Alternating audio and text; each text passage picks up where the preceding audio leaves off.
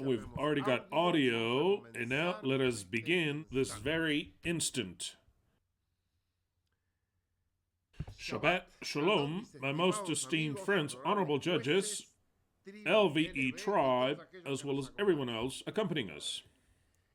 On this rather precious, kind of cold, cloudy, and also with some sunny rays, day of Shabbat from California, the US of A, today being Shabbat, the first of the year 2025, Tevet, the fourth, we've entered into the 10th month of Tevet of the year 5993 from creation, corresponding to the 4th of January of the year 2025. Incredible. We are living the year 2025.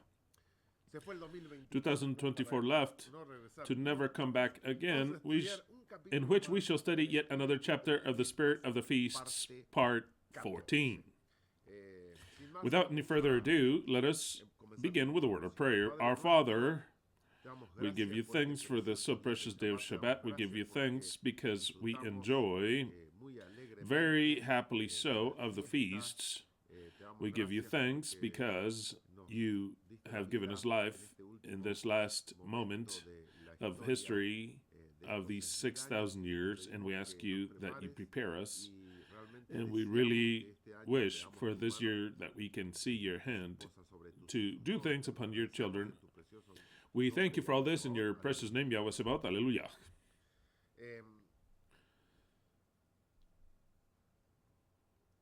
Without any apparent conflict or conscious, I thought that this year nothing would ever affect me or anything bother me, get colds or runny nose or anything. And what happened? The same thing as always.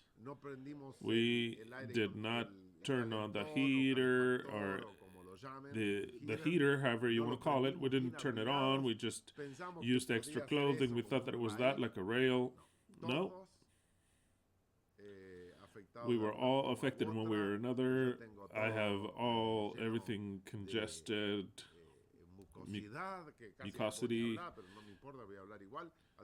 And so if you hear my voice kind of weird, it's because I can barely breathe, but that's the way it is. It is the rails that we cannot get away from.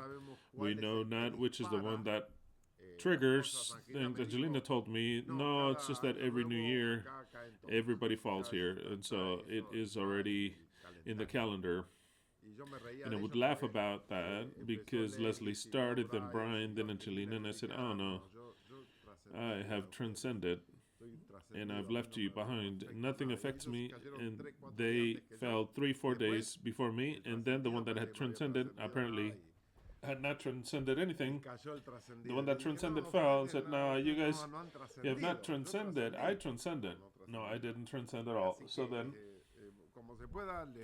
however which way I can, I'll give you the study, but my lungs are hurting. But either way, here we are to give you this study and to speak of the things that should take place soon. Very well.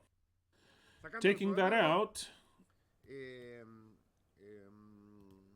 the ones that have birthdays are the following members of the Eternal Truth: Vanessa Arcia, Nicaragua; Heriberto Cañedo Robles, Mexico; Reina Emily Zambrano, Argentina; Kevin Enoch Gomez Lopez, Guatemala; Alma Rosa Carballo Garcia, Canada; Cecilia Lux, Guatemala; Alejandro Rafael Heyer, Brazil; and Luis Ramon Mendoza in Cantara, the Dominican Republic.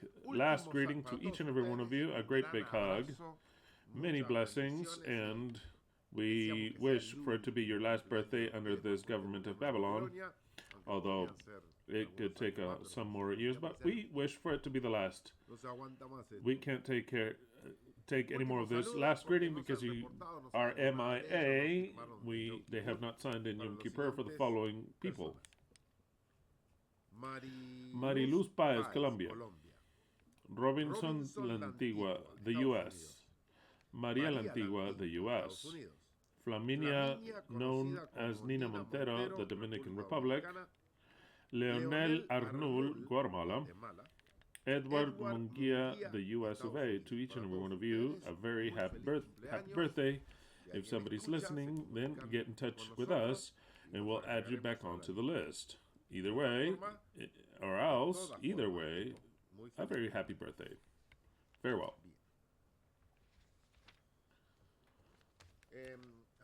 See, I'm gonna clear up the table. I want to present some presents that we have received. We've received this one today, which are 2 champagnes from California, on behalf of the Martinez lineage. One is brut, like it's kind of dry, and the other one is gold, which is kind of sweet. Spectacular. Many thanks, Martinez lineage, for these 2 champagnes, which will be here, and also the same lineage gave us this box that we had been given this by other members of the Eternal Truth. They're spectacular. It's very fine. They are spectacular candy.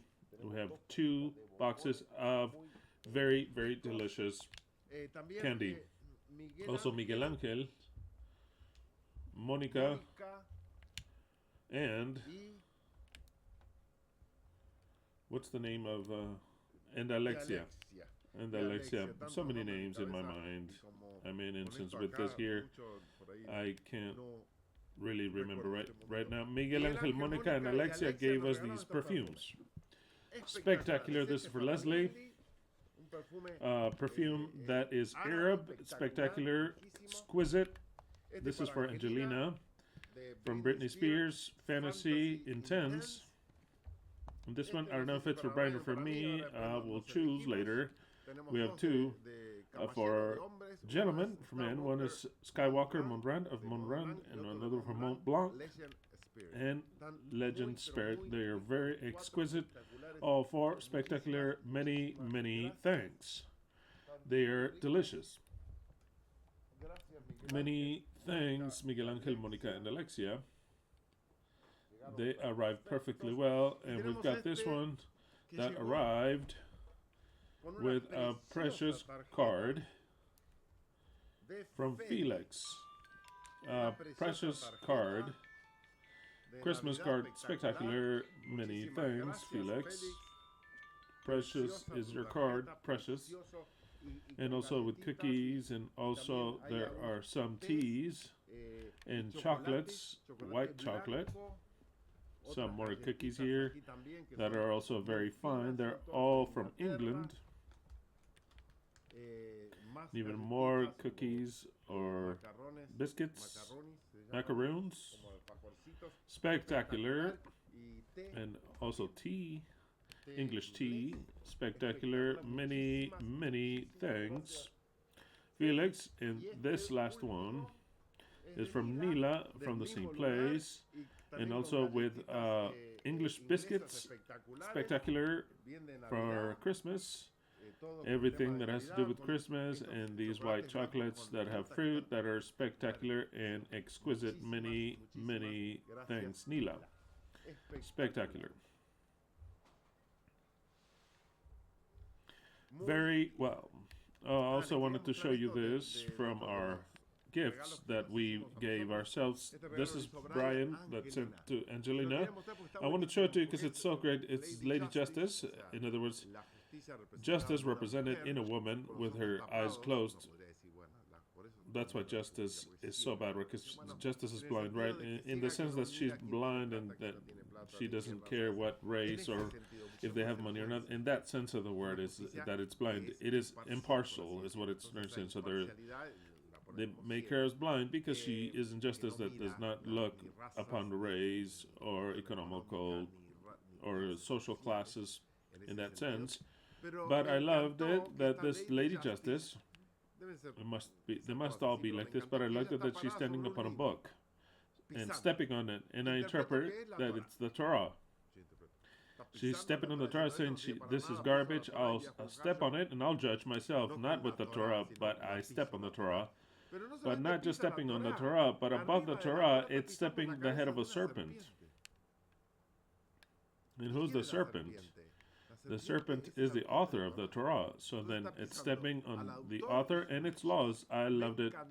It is the only way of judging with justice, by stepping on the head of the serpent.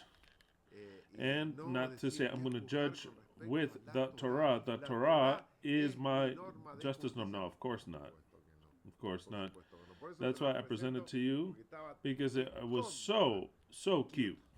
So cute. I'll give it back to Angelina because it belongs to her. Brian gave it to Angelina. Very well. Okay, we've got the DeLorean here still, because we go back and forth from the future and the past, in the future, and we go to the past, and we'll see how much I'll be able to speak to you today. This crazy guy here that I can't remember his name, but either way, he'll be here. He'll be here. Has the opportunity of be there. Very well.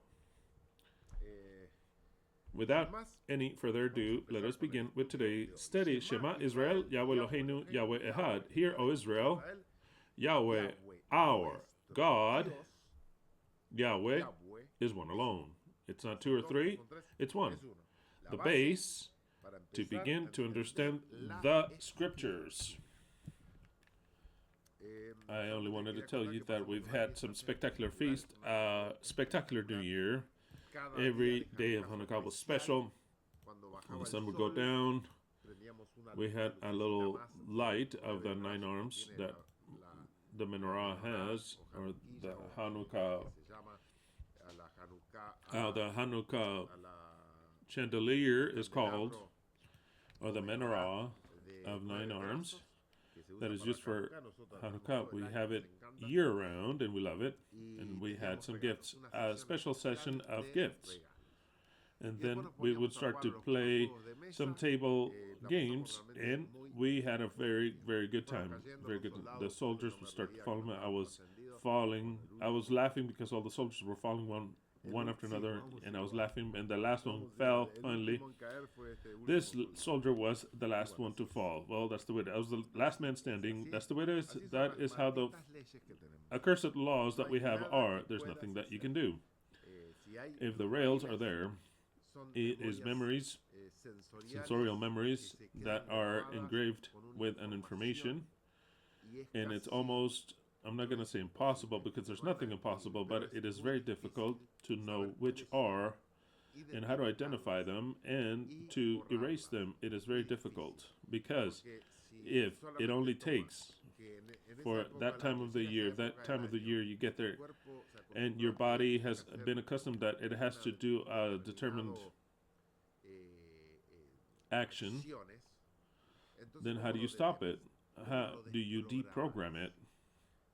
It is incredible. Or that cold will do this, or that to see a person, although consciously you don't believe it, our subconscious level is incredible, and sometimes the beliefs are very, very difficult, and then it takes a very long time to be able to change them.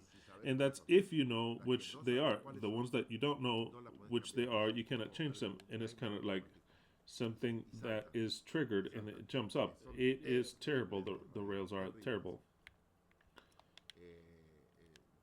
Anything that has to do with Germanic medicine that I'm always studying and trying to comprehend, to go way past and further, always I end up in the same thing, that is laws that don't help us at all. I know that Hammer tried to say that yes, they do, that they have a biological sense. They have no sense. They make no sense. Because what happens to us, it happens to the animals.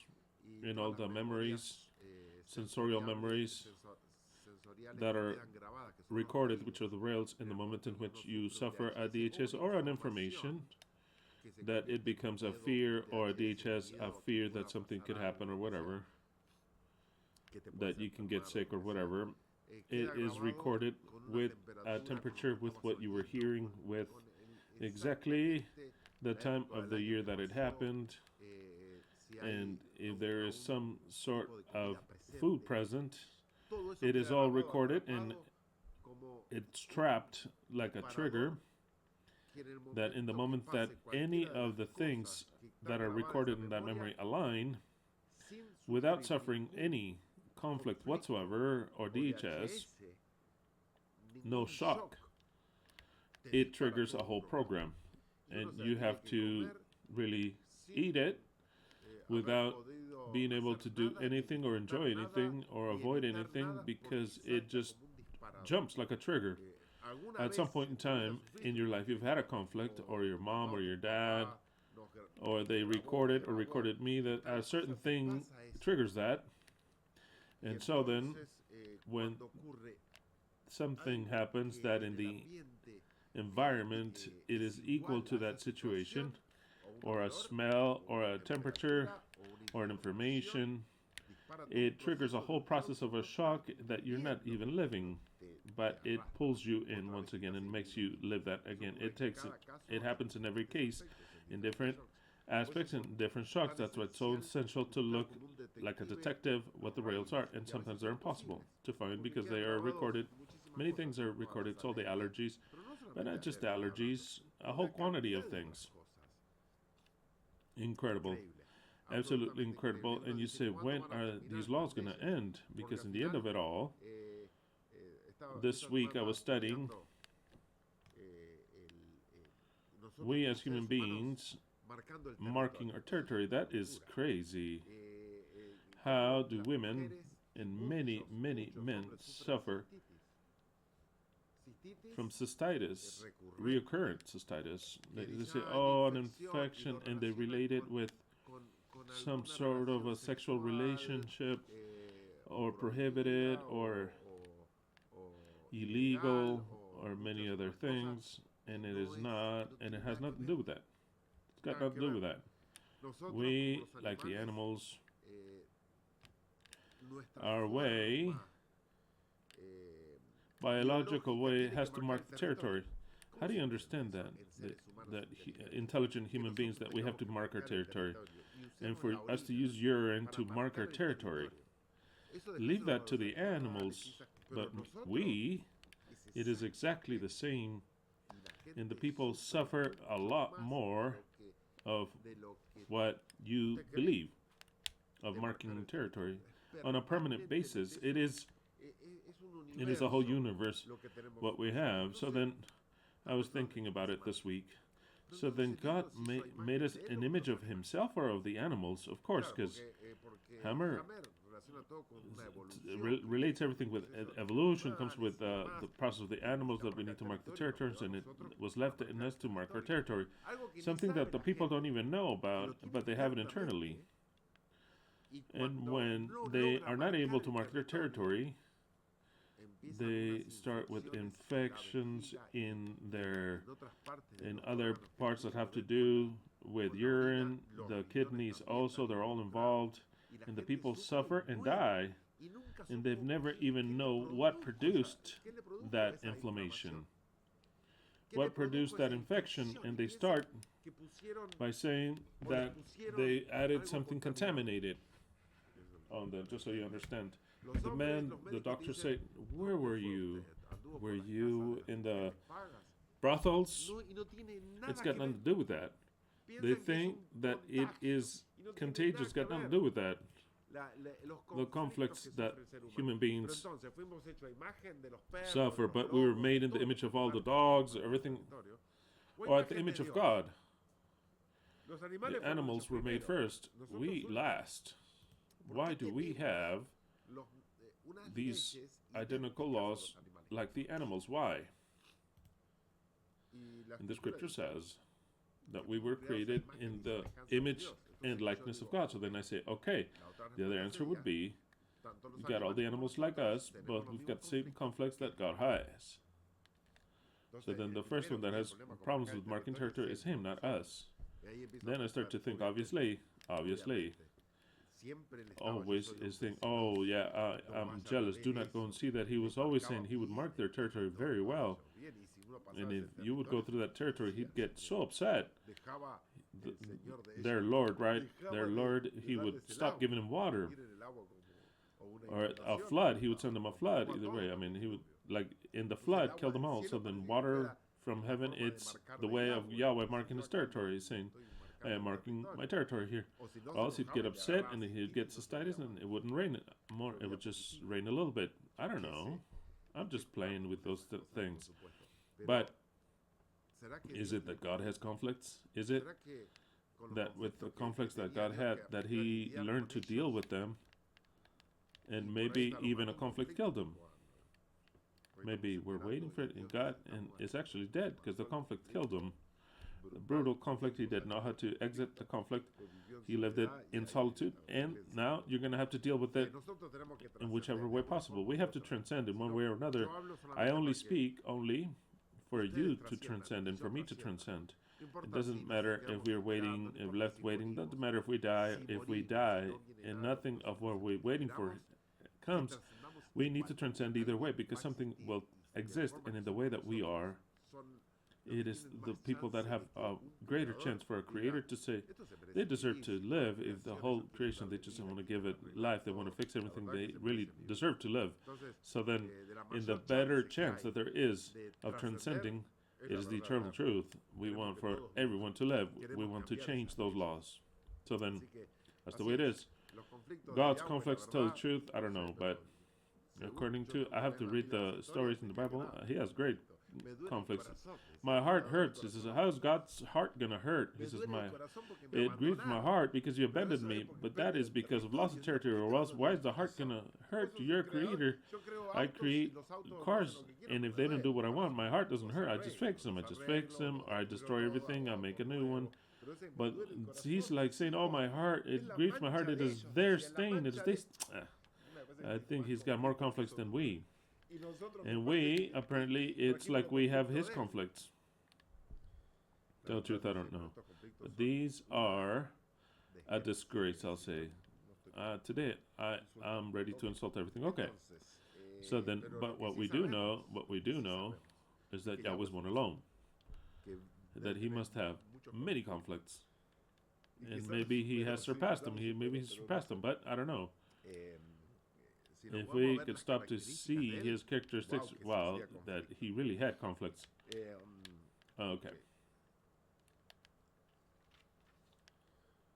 Proverbs 25:2.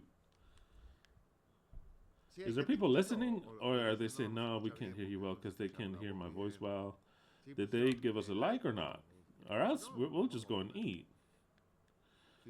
We'll eat some spaghetti. We had 83 likes. How few, eh? How few? 183 likes. Let's see if those that didn't give us a like, give us a like. And well, we'll do what we can. There we go. Those that didn't give us a like, give us a like.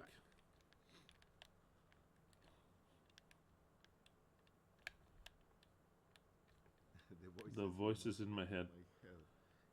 Is God alive, or is God dead? Exactly.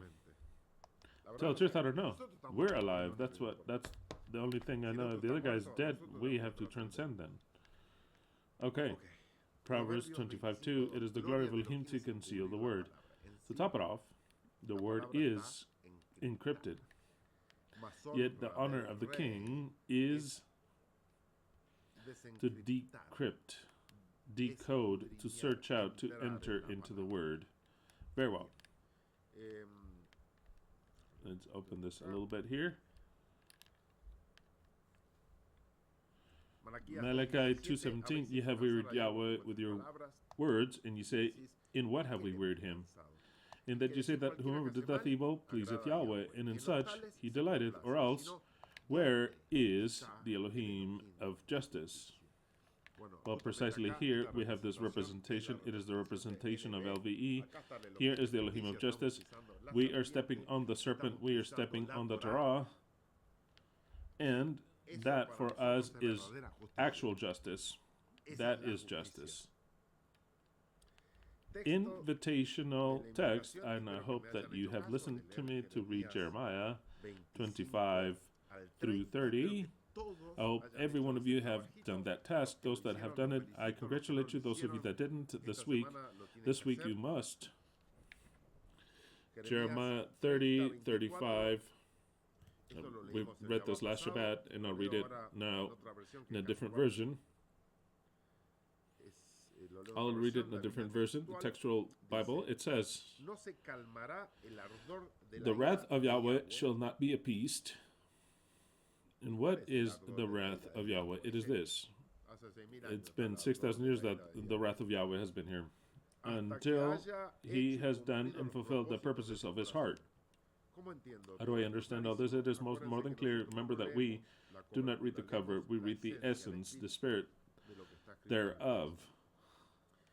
And the text here says, there will be tribulation for 6,000 years. That is what the text says. Until the plan, the master plan of creation has been fulfilled for 6,000 years. That is what the text says. The wrath of Yahweh shall not be appeased. Yahweh is not upset at anything. He created a world that gives the impression that Yahweh was upset. So then, yeah, he's teaching us because we have been created and formed in this reality. That it was essential for being able to transcend, per se. Since I've used that word already, to be able to transcend into perfection. So then, how long will this tribulation last? 6,000 years. And it'll not be appeased until the purposes of his heart are fulfilled. And what are the purposes of his heart? Precisely, that it is a period of 6,000 years, and then later he establishes a kingdom. That kingdom, he does not guide it. He establishes people that he believes, due to his design, that will do a good job in converting all this whole creation into something beautiful. But then after they have learned, at the end of the days, you will understand this, precisely this that I've just read. No one can understand it until the very end of days. Now, why do we understand it? Because it's the end of days. That's it. It's over. What days? The 6,000 years. The days of the wrath of Yahweh. Those last days. We're not talking about that destruction of the world comes now. All the contrary. All the Christians, they made me believe that the last days of the earth are coming, then destruction cometh. No destruction cometh. Precisely what cometh is salvation. So then it's 6,000 years of pain, 6,000 years of tribulation, 6,000 years of the wrath of the fury of Yahweh. And then later we have the Messianic era, which will be this year, 6,000 years, that it'll take to rebuild and to reform the stable government, a perfect government. Then all those that have died will be incorporated already under a different earth. So then, this text is understood into perfection at the end of days. You will understand this. Before, it could not be understood. Why? It was impossible. The scripture was concealed. And I'll read the text again that we have used many times. The Spirit is the one that giveth life. The flesh availeth nothing. The words which I have spoken unto you, they are spirit, and they are life. John 6:3. Well, the Spirit of the Feasts, part 14. This date that I have not deleted yet, we're almost, I think that in 1 or 2 chapters, I don't know whatever time it'll take, and I don't know how much we'll advance. When we are done with the Spirit of the Feast, we'll return to wisdom and discipline, because I have a whole bunch of questions to respond. They're good, which are there to establish moral between us. Every one of your questions, actually, they have to do with moral, how we should act. That is what's important. Not religiousness of what God asks you. No. We could care less what God asks of us. It is what we have to start to understand, what makes us better human beings. There is no such thing as, now I'm going to teach you the law, that what the law of God says. No, I could care less what the law of God says. I know it all. I know it all.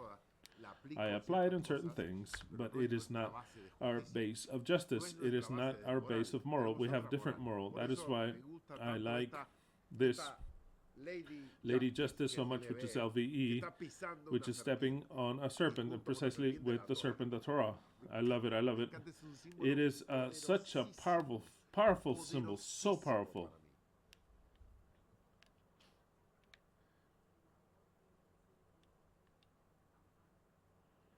Almost all the ones from Riverside have love, love, love, LVE, which is LVE, spectacular. In the invitational picture that you took, Leslie, it's spectacular. It is the bell, right?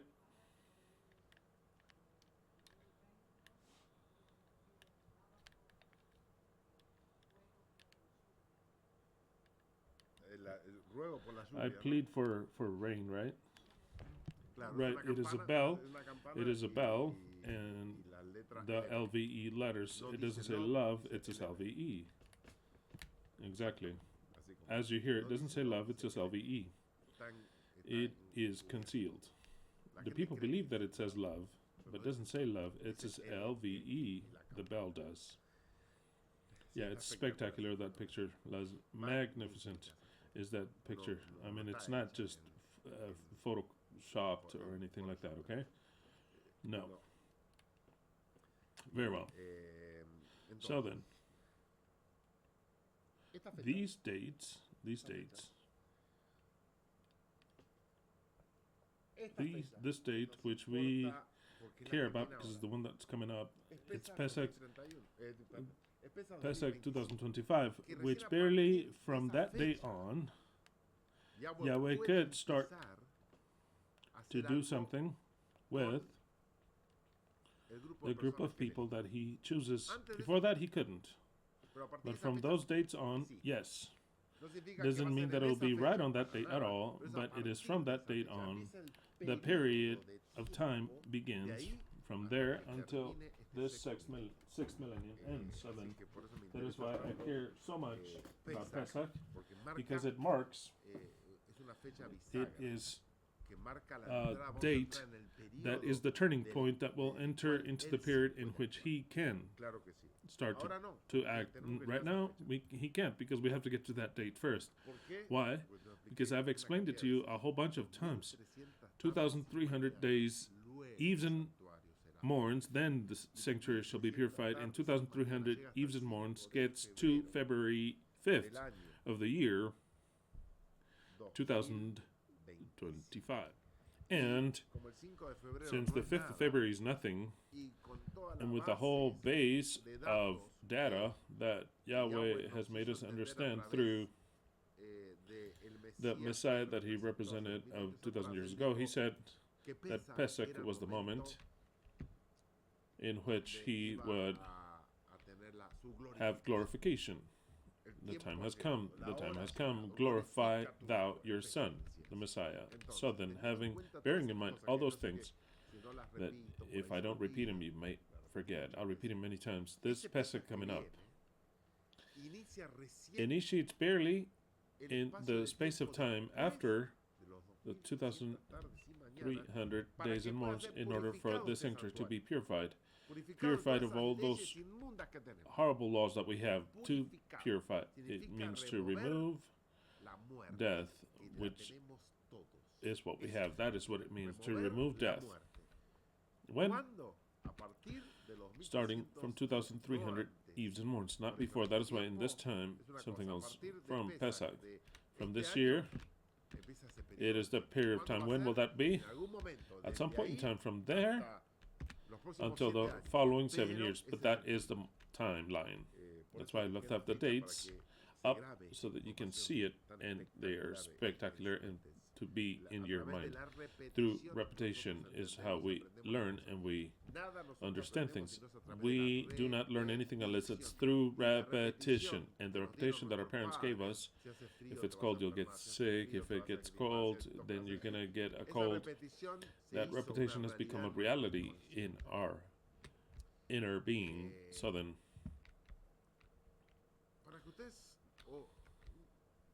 a couple days ago, now it's kind of cloudy because I had a dream some time ago that I forgot. And I just remembered it yesterday, which got me very upset with myself. I had a dream that I don't know where I was, and all of a sudden I ran into a person that, according to what I understand, because now the dream is starting to be too clear. I don't know if I had a cold or something like a runny nose. And when I got close to that person and they want to greet me in the dream, I say, no, you're going to get me sick in the dream. In the dream, in the goddamn dream, dreaming in my subconscious without being conscious at all. I was afraid of somebody getting me sick. As soon as I woke up from that dream, I remembered it. It's been some days ago, no more than 2 weeks. And I said, but what happens in my mind if I don't believe and I never practice anything so as to take care of myself, because I don't believe in that. I don't believe it. How is it that in my dream, when I don't have the capacity of thinking consciously, how does my subconscious believe that? That's where I noticed that, oh, no. To change the subconscious, how are we going to do that? How are we ever going to do that? Because it is through repetition. There are things that I can change from one place to another that for many years that I've left that in one place. And when I change it to a different place, even if I practice where it is, when I don't think of anything, I come to look for something, I look for it where it is no longer, and it's been already a year that it's no longer there. If I were to think, I changed it from a different place, I'll come here and grab it. But if the day that I don't think, I just come like that, just thinking of something else, I come and grab that, and my whole body is inclined to look for something that no longer exists there. Consciously, I know, but when I allow for the subconscious to act for me, that is where it's the wrong information. So then it doesn't matter how many times I believe and I change all that. The subconscious governs the rails. That is why I tell you that how horrible it is to deal with this, how horrible it is to have to deal with it. It's horrible. How do I do it to take that information completely? When we leave the body automatically, it goes and does what it learned with more repetition than those that you are adding and adding and adding and adding. It is so difficult. It takes such a long time. It makes me very, very, very upset. Exactly. Leslie knows of what I'm talking about. It happens to her too. She knows what I'm talking about. We change it to a different place. When you least expect it, you go and look for it in the place that it no longer exists. But I say, what's going on with my mind? Wow, tremendous. Absolutely tremendous. That is why I repeat this message over and over, because I know that in an incredulous mind, it doesn't believe anything. Tell the truth. We don't believe anything. We've never seen for nothing from above to come. We've never seen God in any way, shape, or form. Never, ever, none of us has seen God at all.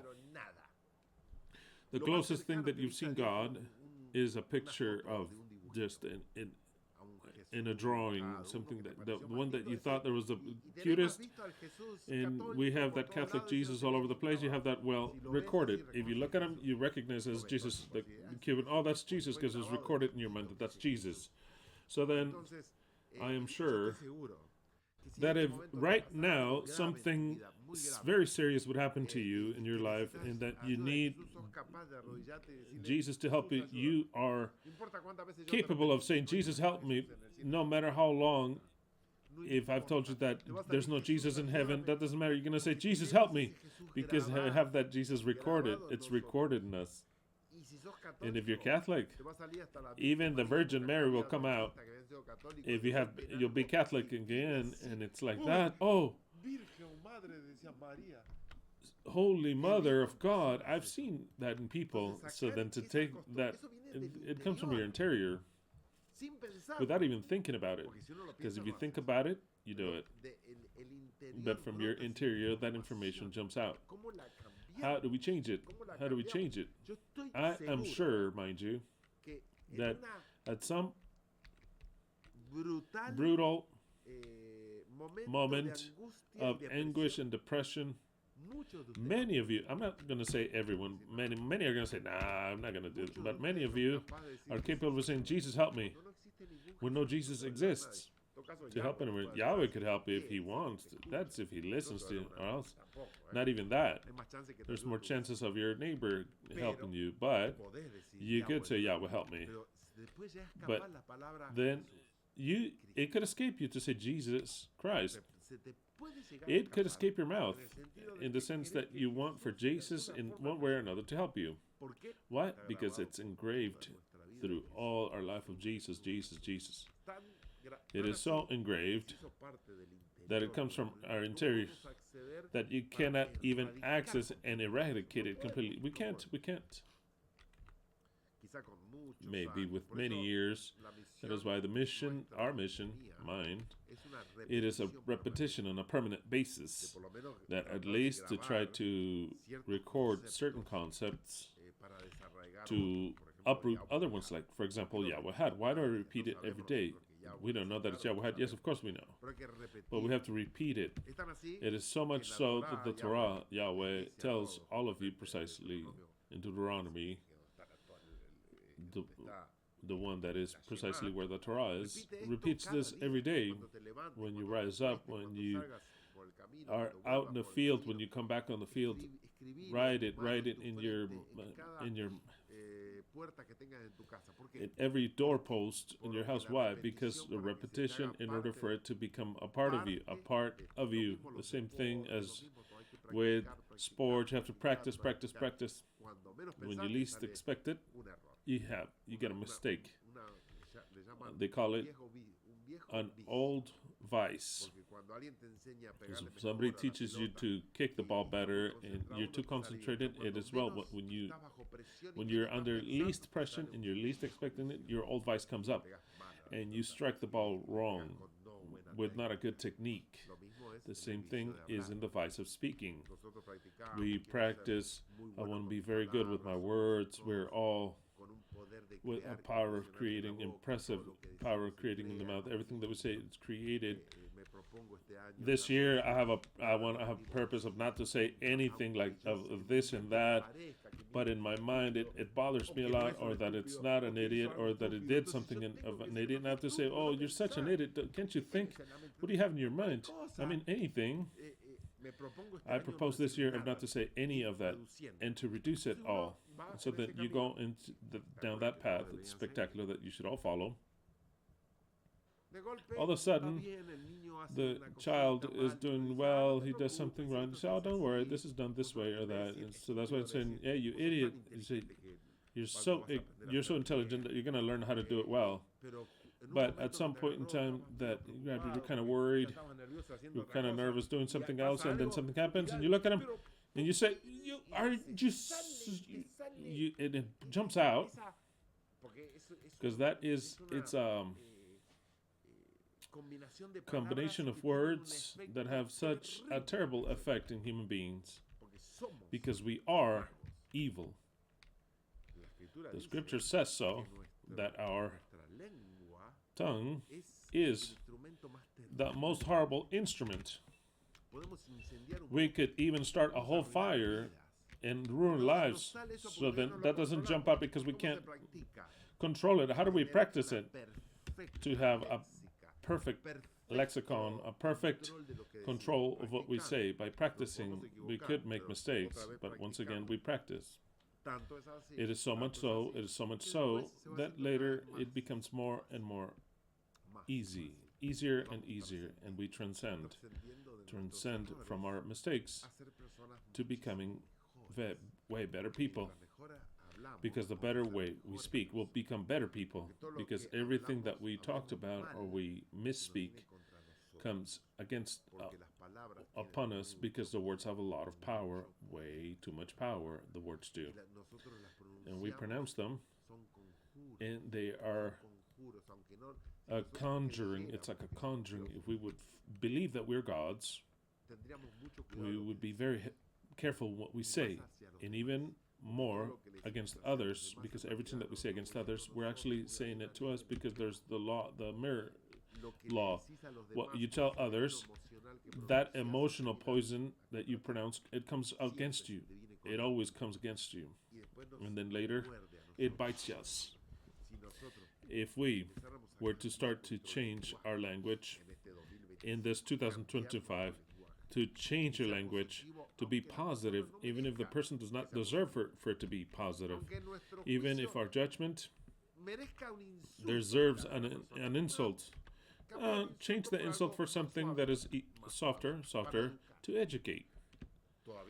You always have the option of saying, no, I don't want this, I don't like this. That is clear. We're talking about insults, something that makes people feel bad. If we change little by little, we start to transcend, and we could care less about reading the Torah to learn that I am teaching it. Because as gods, we have to transcend, or else we just stay in the mediocrity of the whole world. And in order for us to become experts in speaking, masters, we need practice, lots of practice, to actually become masters, that we create positive things. In our mouth is the power of having a lineage that is precious, or a lineage that is hell. In our mouth is the power of living hell here on earth, or living already a part of heaven here on earth, which is what we want to create, precisely. Heaven here on earth, not anywhere else, heaven here. And if we want to start with heaven here, we have to start with ourselves. So then resolution number 1 this year is to have a perfect language, not to insult anyone from our lineage, nor anyone else. No one deserves to be insulted, but we can show some condition of the rest. But we have to start to improve our language. That goes for everyone, for myself and for everyone. In the positive language is what I'm referring to, the positive language. We'll talk about that later. Where are we? We are talking about precisely in the repetition of things that make that master. The repetition makes the master. There's no such a way or any formula of learning something without repeating it. You have to repeat it,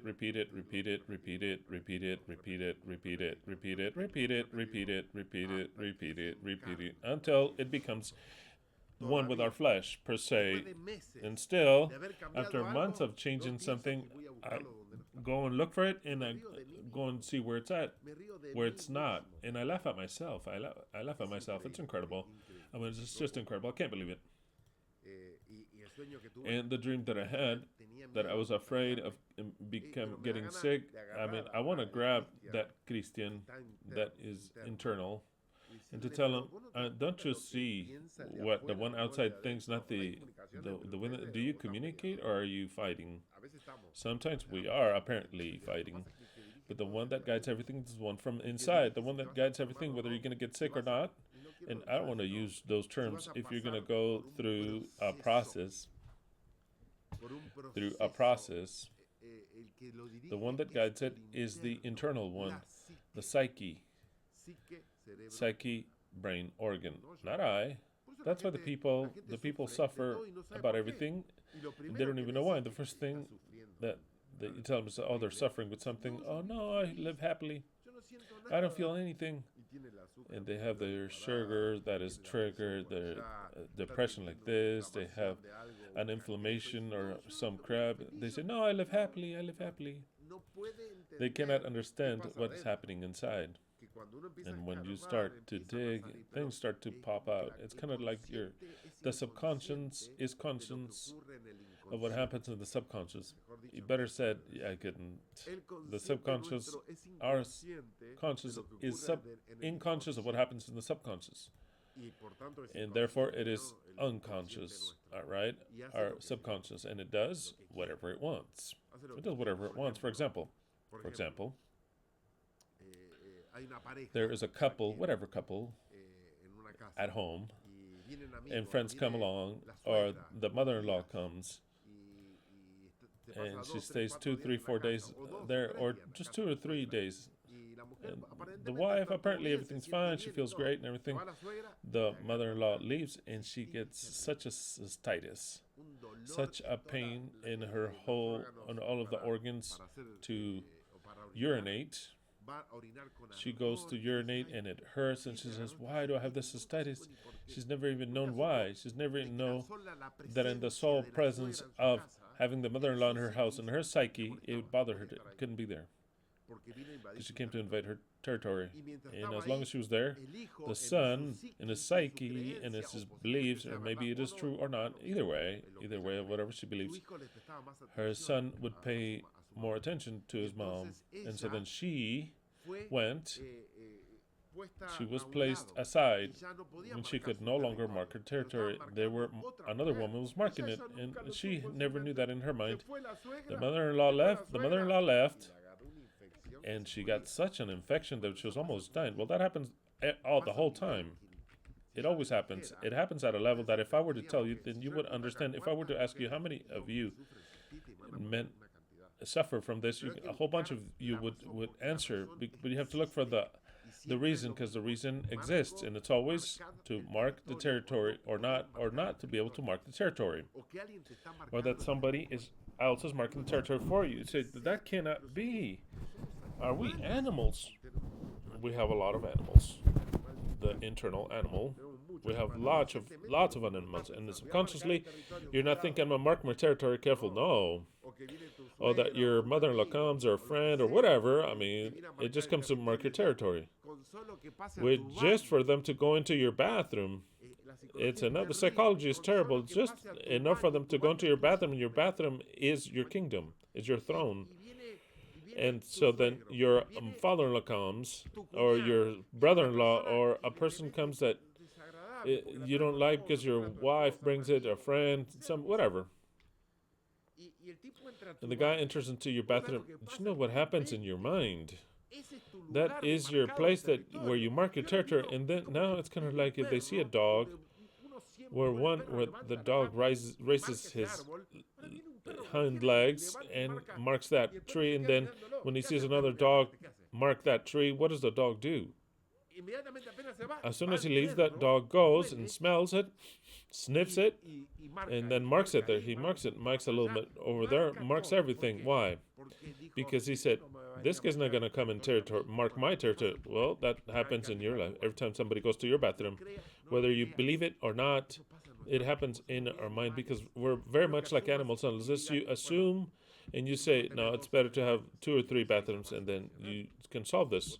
You have your own bathroom, and they didn't go to your bathroom, the one where you mark your territory. They went to a different place, even if it's symbolic.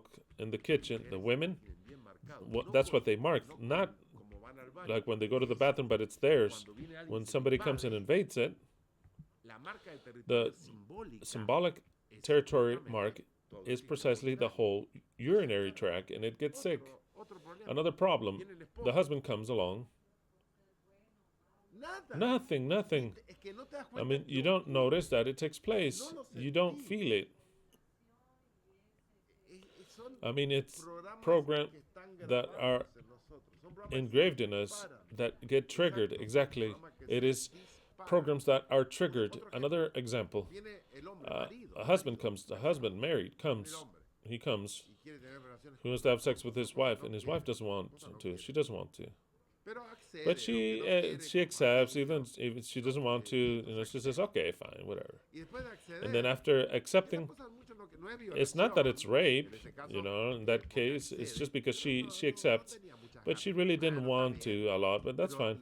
But they marked her territory. That's the way it is. It's terrible. I mean, it's terrible. The biology is terrible. They marked her territory. So then she later, next day, everything hurts. And she goes and urinates with pain, and she thinks, "Where has this guy been? Either he's dirty or where has been sticking his member. That is what the woman thinks. I'm telling you, it's normal. And she says, you gave me an infection. And it isn't so. They cannot do that, and or else it happens to the men, or else it happens to the man. Because in the moment of the sexual act, or there's something happened, I don't know, some jealousy or something, and he's fucked, and not the and the guy says, "Hey, you gave me an infection." It's so normal, and the guy goes into the doctor and says, "Where have you sticked your organ? Where have you been? Where have you been?" Because the doctor's going to say, if you have an infection in an ear, you stuck it in the place that you shouldn't. They're always going to tell you that. The doctor's going to say that. And the men that have gone through that and have gone to the doctor will believe me. They say, you have a urinary tract infection. Have you been with prostitutes? Where have you been? It is what they believe. And why do they believe that? Because there is a real relation. There's a man that goes with a prostitute, comes home, and the next day has such pain and says, "What did that crazy bitch gave me? She didn't give you anything."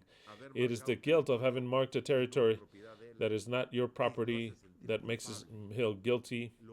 It obligates him to later to try to mark his own territory, and it causes a whole problem in the mind, and it's what happens. And so then, apparently, of course, it matches. He goes with a prostitute, he grabs an infection, and it is not the prostitute.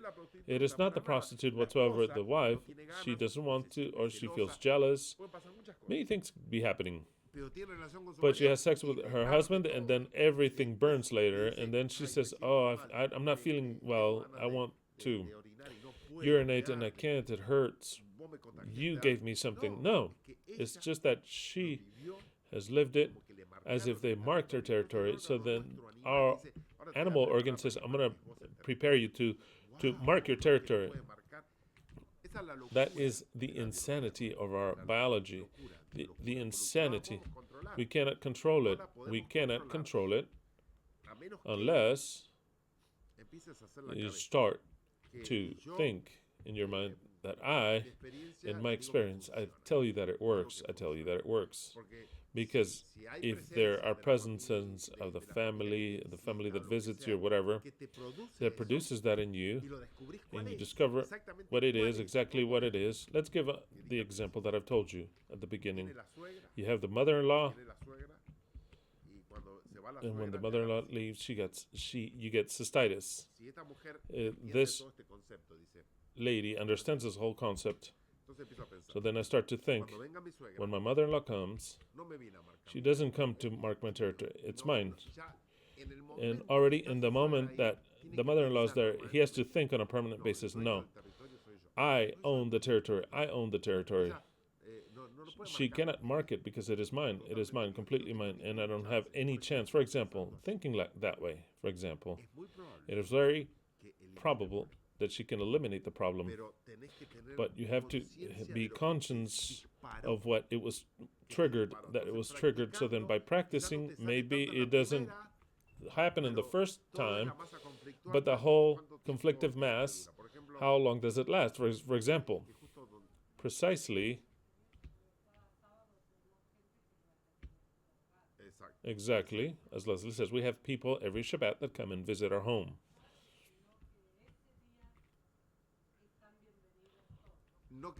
I did want to say, but since we started, I'll tell you everything at first. At first, many years ago, I used to, something would affect me. It would affect me for people to come that I didn't know, people that, back when, do you remember, a whole bunch of people that would come here. And that that part would affect me. And I could get a type of a cystitis and pain. And immediately when they leave, that is where the recuperation comes. It is immediate. By learning Germanic medicine, that I surpassed it completely. I did. So then, as my own experience, I can say, out of my own experience,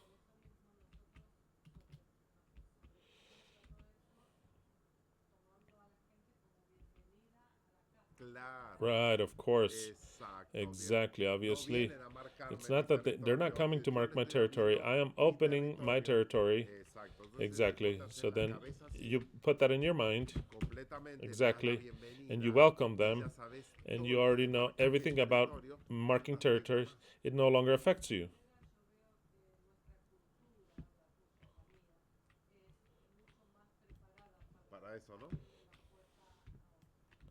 Right. Our culture is a lot more prepared for that, for visitors. Exactly. The more the culture feels invaded, the more problems you'll have. The thing is that it is not just cystitis. If that is repeated on a permanent basis, what is developed, it becomes a crab. It's not that it stops there with cystitis. It isn't. It is a situation that if the resolution is not achieved, then it becomes something terrible, as well as lethal. As well as lethal. For example, where I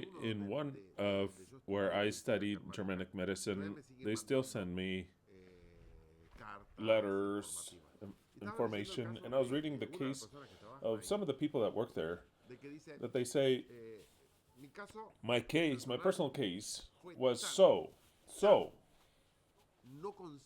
not conscious that it's really calling the people's attention because they're not common. I had moved some 3 years ago from my parents' house, and I lived in an apartment alone. As it turns out, I have a younger brother that killed himself while riding a motorcycle, and my parents entered into a period of very depressive. They didn't want to go out, they didn't want to see the friends or go to any church, didn't want to come out of the house. So then I said I had to help them, so then I moved in with them. And I was 1 year with them. All of a sudden, my parents, they mourned him and they got better, and they said, hey, we have decided to go and travel, I don't know, to some place for 15 days to travel. So then I said I find that to be perfect, and they were going to come and look for them, some friends of his parents, and they were going to leave early, 4 in the morning. So then I greeted them that day, I didn't want to get up so early, so then I greeted them the previous night, and I stayed to sleep. As it turns out, the parents left early, and when he got up early, alone, without the parents, he was living there for 1 year with his parents already. You understand this, right? As a favor, helping him, and he felt great there. My mom would consent me, and she would do the food that I liked.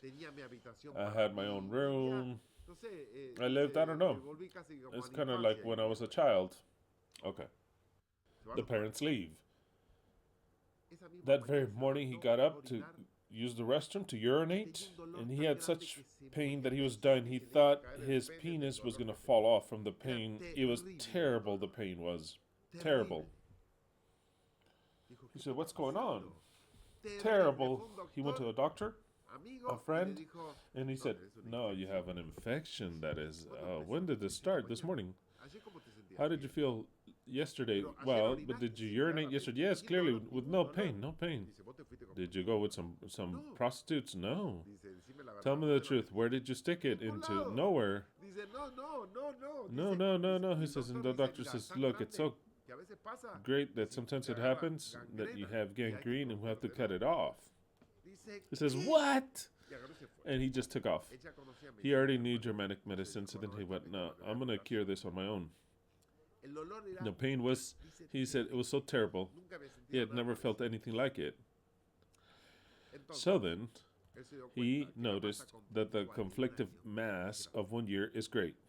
It is not just 3 days of the mother-in-law coming in. It was a year. He noticed that subconsciously he had never been happy. Once back in his parents' house, it was not his territory, and he didn't have any place to mark his territory. It was all the territory of his parents. He could not get up whenever he wanted. No, he noticed he couldn't walk around naked like in his own apartment. He would not bring the women over that he would bring over when he lived in his apartment.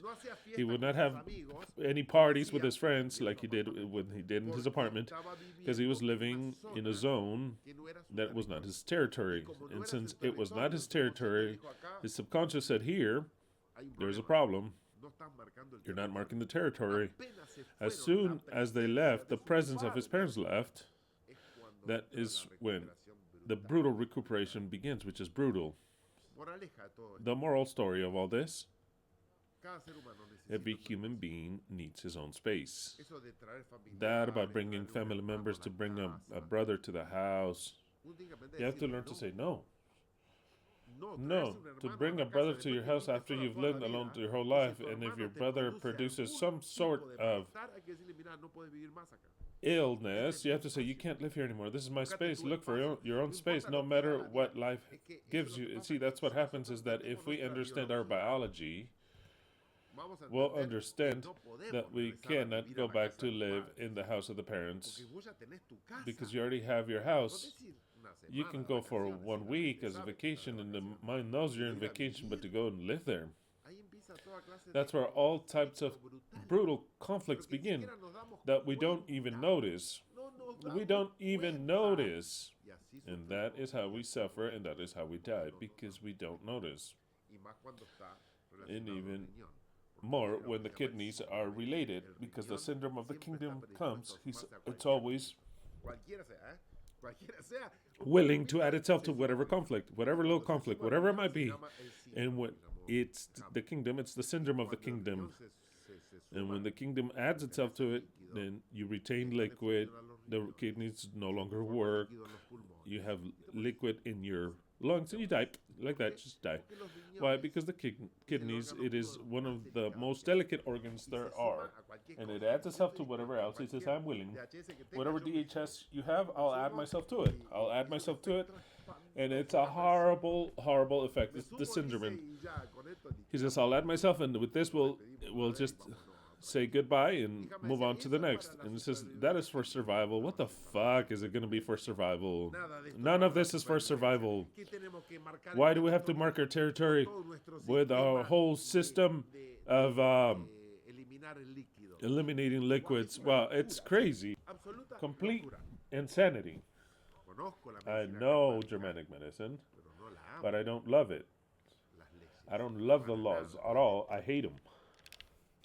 I know them, I know the game, so that they don't hurt me. And when I see that in one way or another, they are, in one way or another, altering my life, I have to alter my beliefs or to stop doing, for example, some other things, but I don't love the laws. They're actually injurious. They're harmful. They're no good. I don't want for an organ to grow or to stop working. I don't want even for my arteries to get hurt or for my bronchitis to begin, because there is some sort of fear according to my brain in the territory, or a threat in the territory. So then the bronchitis begins. So then what? It's like they say, oh, that's part of the biological system because you transcend. No, not in that way. They're there to kill us. Once we know them, we can try in our best efforts to start getting away from those effects. It's kind of like watching when we don't want to follow the transit laws, but there are cops. You just, not because you love the laws, you don't go fast, or you run the red light. You know, if there's no cop, you do it, but if there's a cop, you do it very slowly. Even you stop way before, like a whole meter. I look both ways. But I even say goodbye, hello to the cop.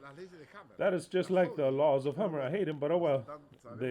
We know that they affect us even worse than the police. They're always present. It's kind of like an artificial intelligence. The big brother is always looking into you made this mistake. Now you're gonna pay for that. What? Now you didn't make it, do it, but you left it in your memory. And every time that it's cold, you receive this information that you're gonna get cold, and now you're gonna get cold. Why? Just because. But I'm doing okay and I'm happy. It doesn't matter. He says you have a memory and you touched it. And another one says, and if you eat peanut butter, you're gonna inflate yourself like a toad and die. Why? Because there's a DHS in you, and maybe with tapping and everything, you take it out. If you eat a peanut, you explode and you're out of here. You could eliminate it, but as long as you don't eliminate it from here, that rail, that day that your mom died, and it was precisely, or you had a fight with your boyfriend, he left you, or you found out something else, and it was the spring, and there was a lot of pollen in the air, and every time you have pollen, you get inflamed, and your sinuses, what we call our allergies, you don't even know why it comes unless you put two and two together and you say no more. And it'll take, it'll cost an arm and a leg to see why you get that allergy. But when you get there, the allergy stops because there was a memory that if you undo it, it no longer triggers. But you don't need to do anything or feel anything. The memory is there and it triggers the little bastard. And maybe it wasn't even yours, it was your grandmother's. It was your grandmother's. It could have been the allergies, could have been of your grandmother. We come with such an information that it's things that have happened in the life of other people that have begotten us, and we have them, and we don't even know how to solve them. I mean, forget it. I mean, if you don't have a memory of what happened, I mean, forget it. Just let's see if you can deal with that one. That is what you call transgenerational ones. Very well. Conclusion. The conclusion is that we're going to start to read where we left off the other day. Oh, look, I've been speaking to you for an hour and 14, and my sinuses are all clogged. What else do you want? Well, as a context and as a repetition, I'm going to read once again number 30 real quick. Jeremiah 30, it is the word of Yahweh that came into Jeremiah saying, and so Yahweh Elohim of Israel spoke. He said, write in a book all the words that I've spoken unto you, because behold, days cometh, saith Yahweh, in which I shall turn the captives of my people Israel and Judah, Yahweh saith, and I will bring them unto the land that I gave unto their parents, and they will enjoy it. These are thus the words that Yahweh spoke about Israel and Judah. For thus saith Yahweh, we have heard the voice of an earthquake, not of peace. Inquire now and see if men give birth, because I've seen all men having their hands on their stomachs, as if it were a woman in pain of labor. Oh, how great is that day, so much that there is none like it. It is the time of anguish for Jacob, but of her he will be liberated. On that day, Yahweh of hosts saith, I will break their yoke from their neck and break your chains, and the strangers will no longer put you under their service, but rather they will serve Yahweh, their Elohim, and David, their king, whom I will raise unto them, the Mashiach. You then, my servant Jacob, fear not, saith Yahweh, and nor fear Israel, for behold, I am the one that saved you from afar, you and your descendants from the land of captivity. And Jacob will return and will live in tranquility, and nobody will scare you. Maybe it didn't say, not, I am the one that I save you from afar, and your descendants. For I am with you to save you, saith Yahweh, and I will destroy all the nations from which I have spread you. Because I will not destroy you, but rather I will punish you with justice, blah, blah, blah. And in no way would I let you go out unpunished, for thus saith Yahweh, your wound is incurable. It is completely true, and your wound is painful. And of course, he's still punishing us up until today. To this very day, there's no one to fight your cause to heal you. Of course, there is no one for you any efficacy in medicaments. No, of course, not for you, not for anyone. All of your lovers have forgotten thee. They don't look for you because as an enemy wounds, I have wounded you. Thank you for wounding us like an enemy wounds us. Good thing you loved me, because like an enemy I have wounded you, and like a cruel adversary. Wow, God, our cruel adversary. He says it, not I. We could define it with this phrase: God, our Creator, is our enemy and our cruel adversary. Interesting. Absolutely. Of course, he's our adversary. He's our Satan. Because of the magnitude of your iniquity and the multitude of your sins.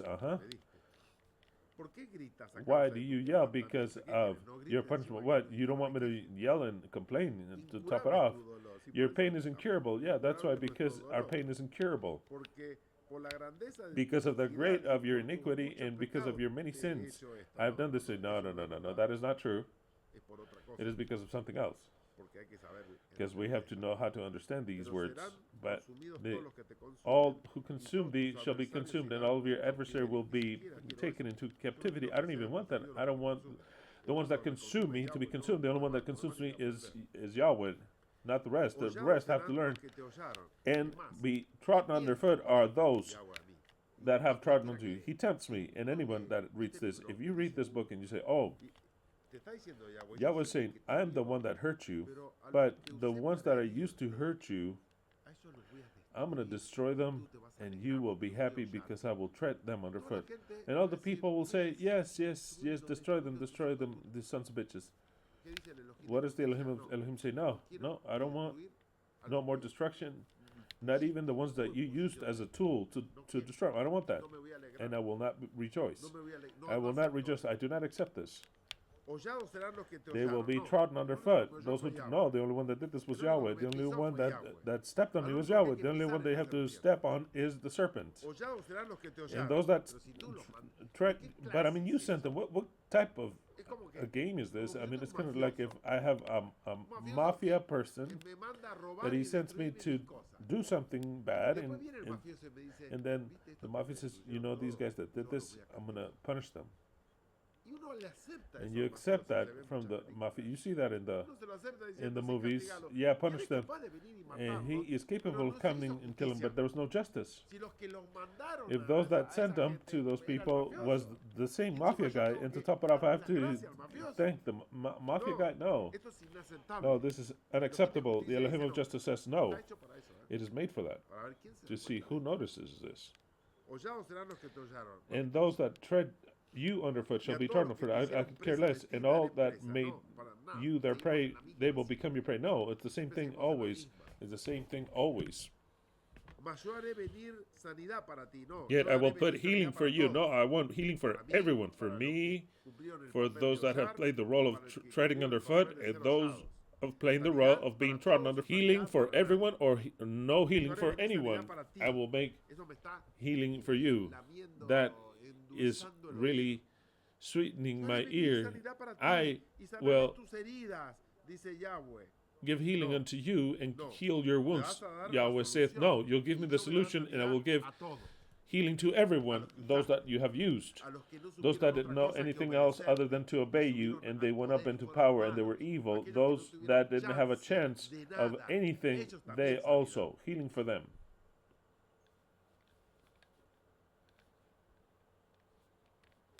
Yahweh saith, for they have called you the castaway, and saying, this is Zion that nobody remembers. That's true, nobody remembers, but nobody remembers of everyone, not Zion or anyone. Thus saith Yahweh, behold, I make the captives to return from the tents of Jacob, and I shall have mercy of their tents, and the city shall be built upon the mount, and the temple shall be ascended. I don't care about any temple. I don't care absolutely about anything. There will be a new government. It will not be Yahweh's government. It will be the government of the Mashiach, nothing else. And the Mashiach does not come to say, who was disobedient unto disobedient. Were you evil? You're going to be deleted for no. If you have to rest a little bit to give some time, that's fine. But they will all be healed. The world is sick. The Messiah is the remedy or medicine. It sounds almost the same. The world and all the creation is sick. The Messiah is the medicine. There it is. Or the Messiah is the cure. I remember that phrase from that Cobra movie. Sylvester Stallone was there, and he sees some guy that came in, at least in other times. I love that movie, but oh well. No, it's dumb. Very violent. But Cobra was one of the most violent guys there was, and there was some guy killing people in a supermarket, and he walks in with a toothpick in his mouth, and when he finds the guy, just very kickback, like Sylvester when he was young, and he looks at the guy points at him, and he's just like that, I think with a cigarette or something, looks at him, the guy says, "I'm gonna kill you," and Sylvester Stallone Cobra says, "You're the sickness, and I am the cure," something like that. You're the disease, and I am the cure. So then the guy goes like this, and he throws him a knife. The other guy with a gun and everything. Have you seen that movie? Do you remember that scene? It's the first scene of the whole supermarket. It says, "You're the disease, and I am the cure," and he kills him. Well, the Messiah now says the world is sick, and I am the cure. I am the medicine. Write it whichever way you want, but it's very good. But that Yahweh comes to cure, no, absolutely not. We don't want Yahweh to cure anyone. We want for Yahweh to give us the medicine. No, because this is such, he's just telling us, look, I'm come to punish you, the ones that did you wrong. I'm going to give you luck, but I'm going to crush them. Anyone that can take this literally, it's not a Messiah. The Messiah says, oh, no. Kind of like with Moses. I'm going to kill anyone in a view. I will make a descendants. Well, with Noah, it worked excellent. Noah, come here. I'll just kill everyone. With Noah, it worked perfectly well. Not with Moses anymore. And then with the Messiah, nothing. Zero. What are you saying? To build an ark for what? To kill the rest? No, of course not. That was at the beginning of it all. Halfway, Moses says, what are you saying? To kill everyone? And that you're going to make a descendant from me? No. What does the Messiah say? Absolutely not. It is a complete negative. So then the medicine, you're not going to give it to anyone except to us, and how to make the medicine, because we are the cure of the world. The world and the creation is waiting not yet for Yahweh, but the sons of Elohim. That is what they're waiting for. So then all this here, bullshit. In other words, it's no good. It is not acceptable. And the city will be, and blah, blah, blah, blah, blah. And we also don't want no temple, and even less a temple for Yahweh. In fact, we're going to make ourselves a city and a house of government that's incredible. But we're not going to call it the temple of Yahweh. We're going to call it, in any case, the house of government of the Messiah. We'll call it the house of LVE government. House spectacular, but not Yahweh's temple. What do you mean a temple? Are we all crazy here? So then it says, and from there the action of thanksgiving shall come out, and rejoice, and I will multiply them, and they shall not be diminuted, and blah blah blah, and they will not be decimated, and their congregation before me shall be confirmed, and I will punish all of their oppressors. Don't punish anyone, Yahweh. We don't even want you to punish anyone. We want you to take your hands away from creation, to take your power from the beast, because you are the ones that handle the beast. You would never satisfy that you punish the beast. The beast is an extension of yours. It's an extension of yours. What we want is for you to give us the power to us, and then, handle our kingdom. It is just as when they're going to give you a house, and then your father-in-law says, and he says, I'm going to give you a house. No, no, no, no. Give it to me. And I'll do whatever the fuck I want with that house. But give it to me. Don't come later and say, oh, I'll give it to you, but this is mine, that you can't do this, you can do that. No, no, no, no, no, no. I'll do it myself. If you're going to inherit the land unto me, then I'll handle the land and whoever dwells therein, everyone. There's nothing about some judgment for Yahweh. No, absolutely not. In fact, there's been a judgment already, and it's all found innocent, all of them. They're going to learn, and they're going to adjust themselves to the norms, but that is the Messiah, what it'll do. Or else there's no such thing as a Messiah. We don't want another pawn of Yahweh's. And we don't want Yahweh as a Messiah. Of course not. Okay. 21. This is absolutely true. Like everything else that it says there, absolutely true. But what happens is that it's not written for those people that are waiting for Yahweh to act and to destroy the enemies. It is written for the Messiah. He understands, he reads between the lines, and he knows what it is that will take place and what is not going to take place. And from her prince will come out. Of course, what? From that group. And from her governor shall come out, a group that comes from Babylon. And then after the 70 years, it is the time is now. And from her prince shall come out, and from in the midst of her ruler, and I will make her draw near, and she will draw unto me, because who is he that dareth to draw nigh unto me? Yahweh saith. But of course, who is the man of my advice, who dareth to counsel me? It is precisely what he's saying here. He's saying here that the Messiah is the one that draws nigh unto him, and that Messiah is the one that will give liberty unto the whole world, and does not allow for Yahweh to act in destruction, not even the evil, not anyone. And ye shall be my people, and I will be your God. Behold, the whirlwind of Yahweh goeth forth with fury, a continuing whirlwind. It shall fall with pain upon the head of the wicked. We could care less about, and we don't want that. We don't care less. We could care less about it, and we don't want that.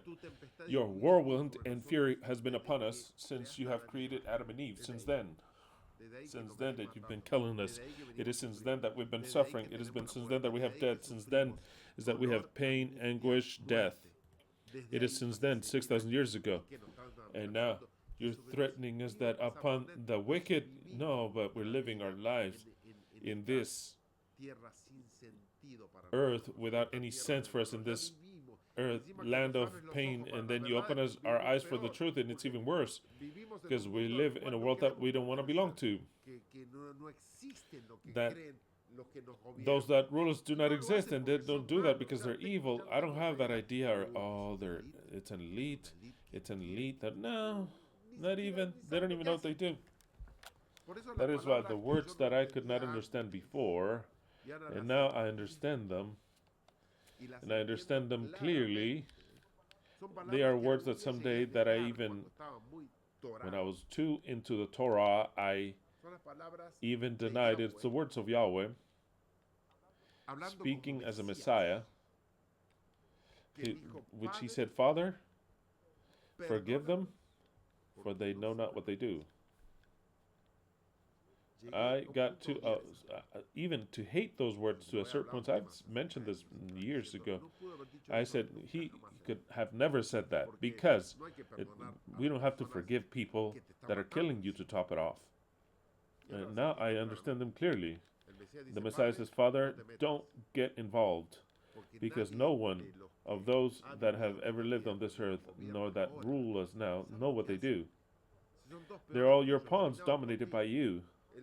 The evil that we have inside, you placed it, both as a biological clock, as much as all these laws.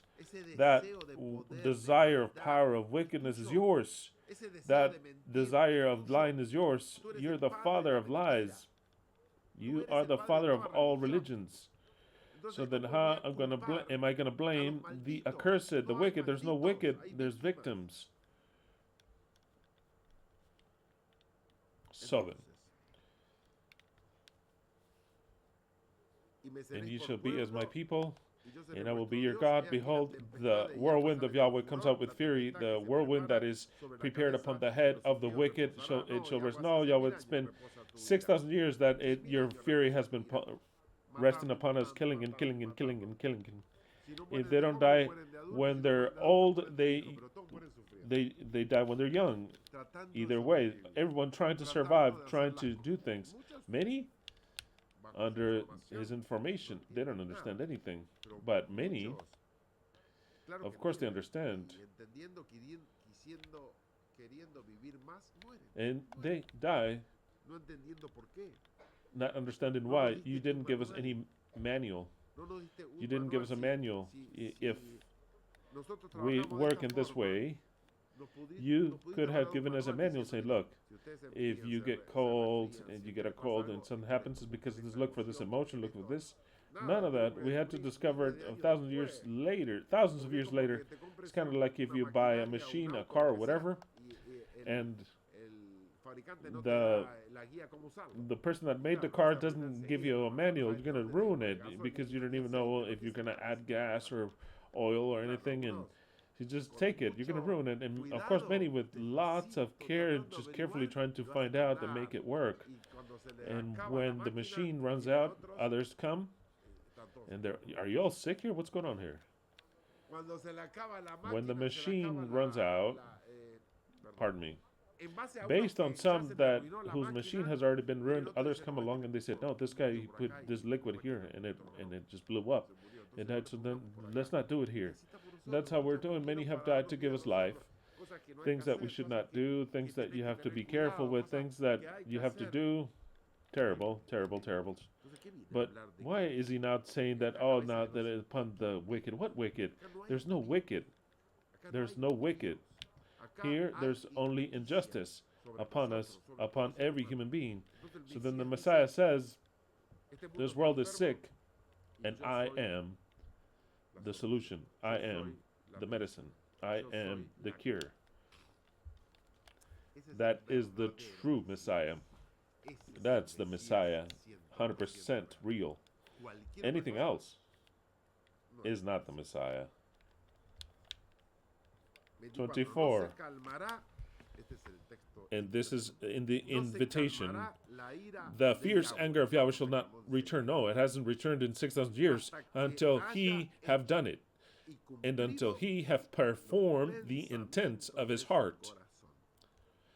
In the latter days ye shall consider it. Exactly.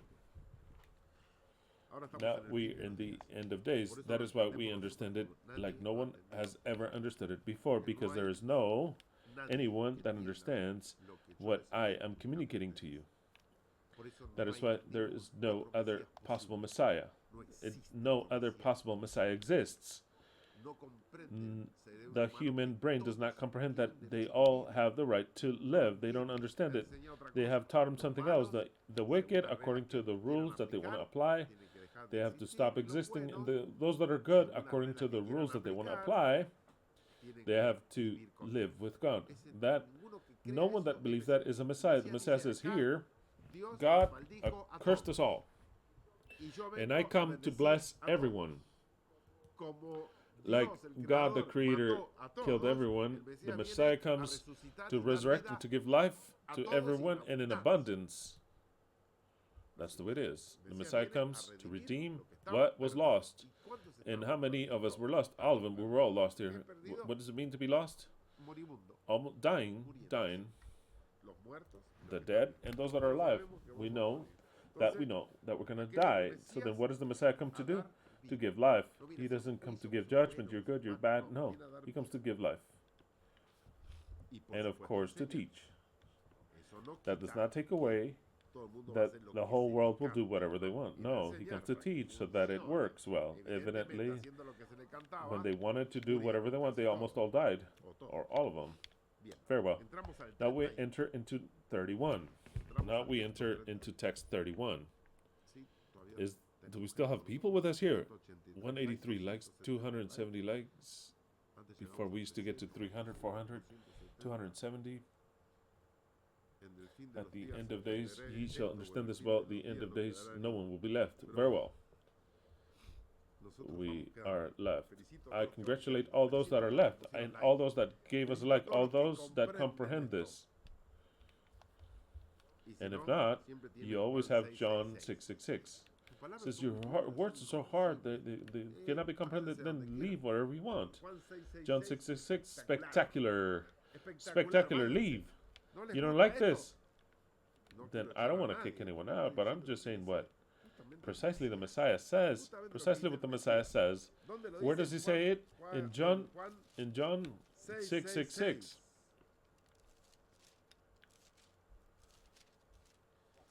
John chapter 6, 6, 6 says,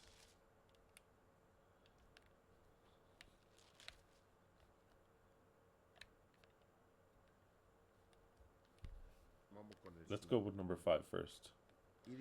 And he said, therefore, that is why I have said unto you that no one can come to me if it weren't given to him of the Father. Oh, those that come to the Messiah for now, it is because Yahweh wants it that way. And from then on out, many of his disciples turned back, and they were no longer with him.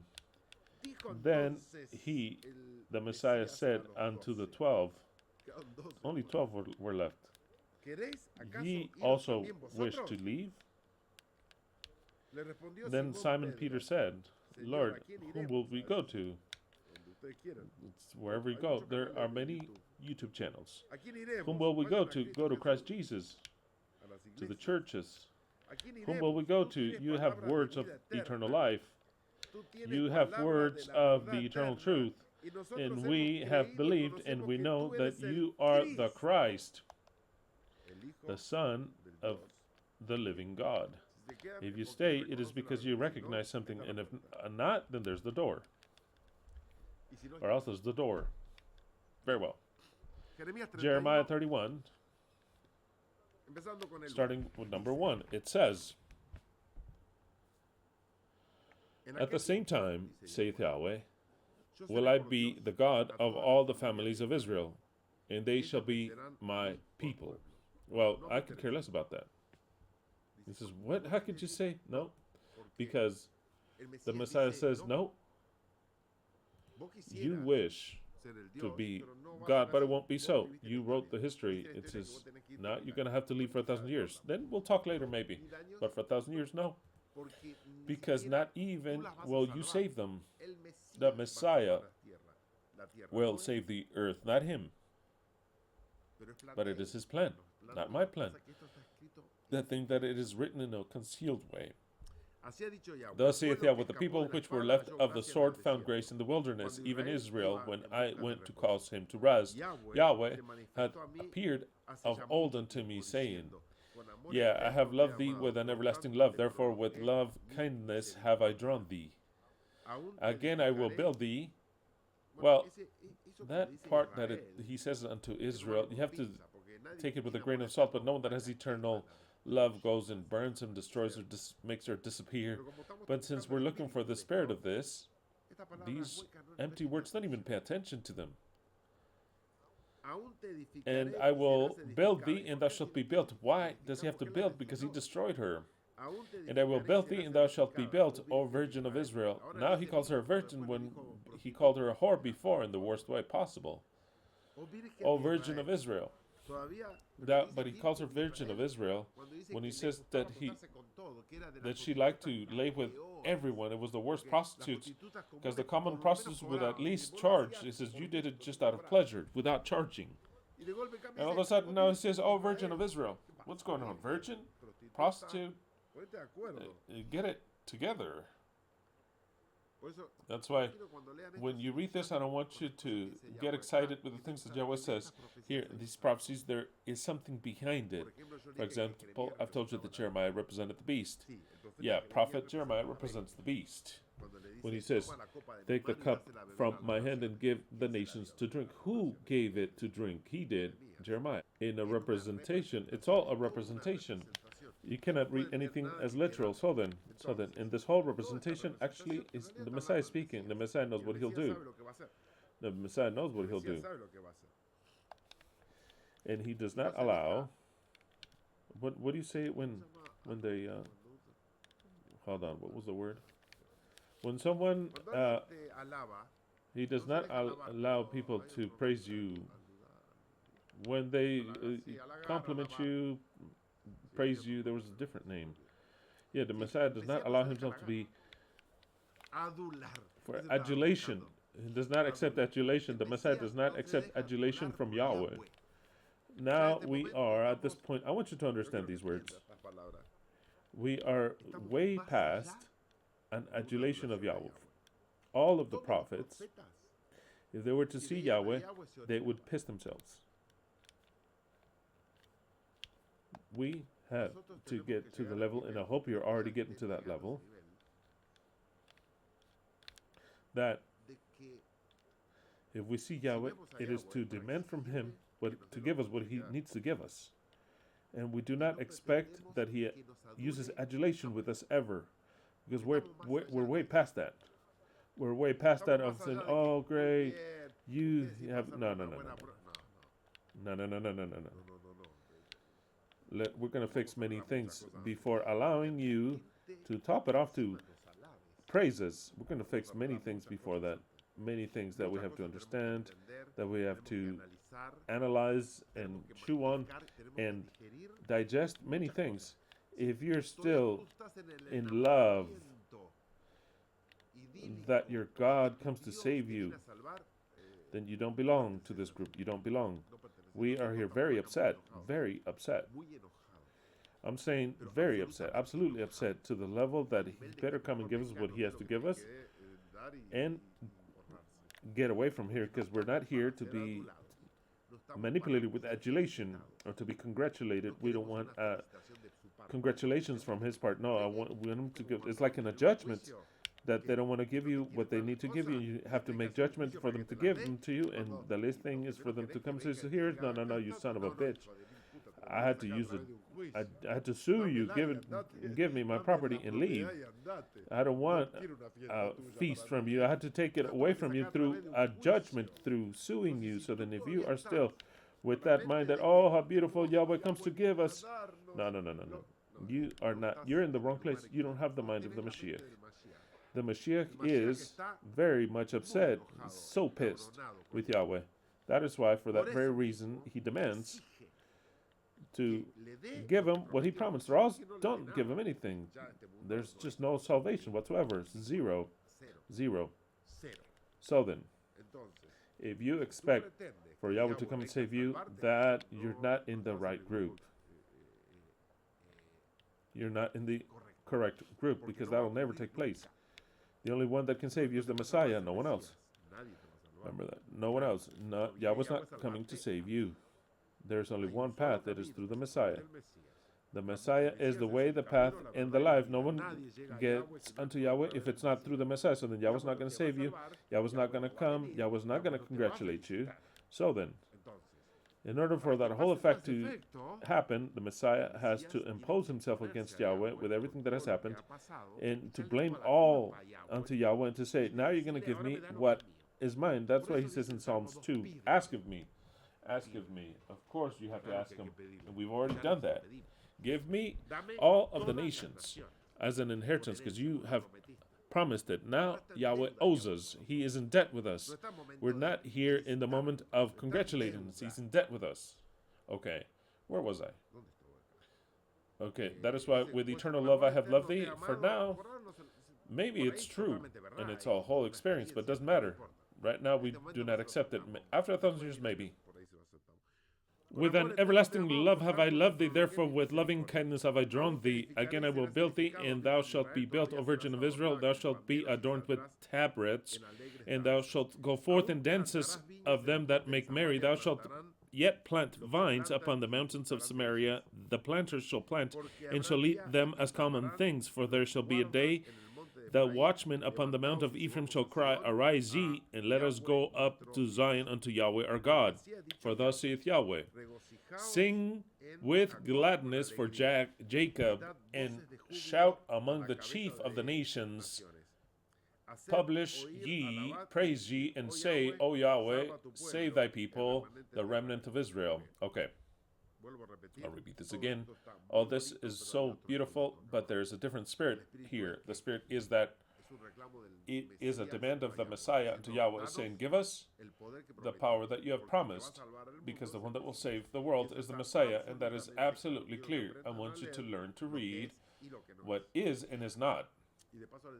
And also, I'll tell you what we're going to eat today. Today we're going to eat pasta escarparielos, right?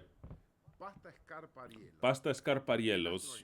Oh, too bad Rabbi Schneerson didn't show up. He told us he was going to show up, but he didn't. Schneerson didn't show up. He didn't have to bring anything, right? No? Okay, good thing. So then, it's so good. We have everything. So, yes, we got together for Christmas. It was we ate asado the next day, right? Oh yeah, it was the 25th. Okay, yeah. In Christmas, the 25th, we ate that. We love that. We really love that. It's fascinating. It's called pasta alla scarparielli. It's spectacular. How do you make it? It's very simple. You add a lot of garlic. We're talking about, let's suppose, all the proportions that I'm going to give you here will be for 1 pack of spaghetti of 500 grams of pasta.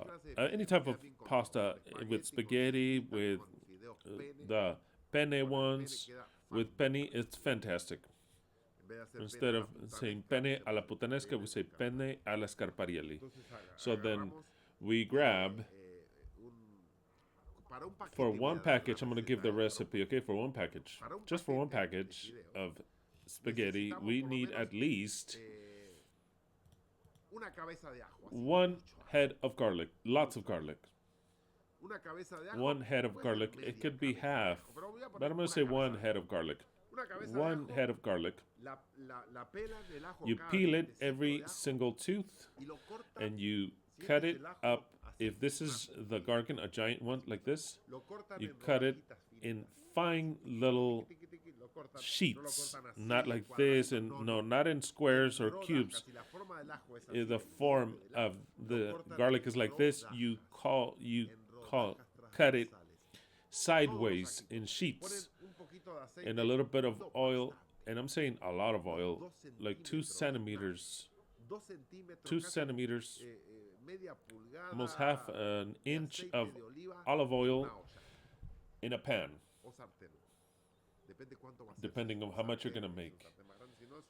Just a little pot, I mean a good oil, not a little bit of oil, a centimeter, at least a centimeter.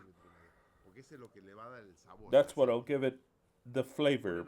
The oil, you heat it up, and when it's hot, you put in the garlic. You have to put the garlic to the point of golden, not just fried. No. To the point that you can see it pretty brown. Pretty brown. Okay. Along with that garlic, you add all of the chili peppers, some fresh chili. It could be Serrano, fresh. We add it because we have some cayenne pepper, ones that are fresh. It's spectacular cayenne pepper, not dry, fresh. You cut it up like this, and you fry it along with the garlic. Once the garlic and the cayenne, or whatever chili powder you're going to use, if you have jalapeno, then fine, jalapeno, but fresh. If you have some red ones, it's prettier, red ones, green ones. All the chili peppers that you want that you can bear is kind of spicy. It is up to you. Now, the golden brown garlic with the chili peppers with lots of oil, you golden it. Once it's golden brown, you will prepare half a kilo, a pound, half a kilo of tomato Roma, the Roma tomatoes.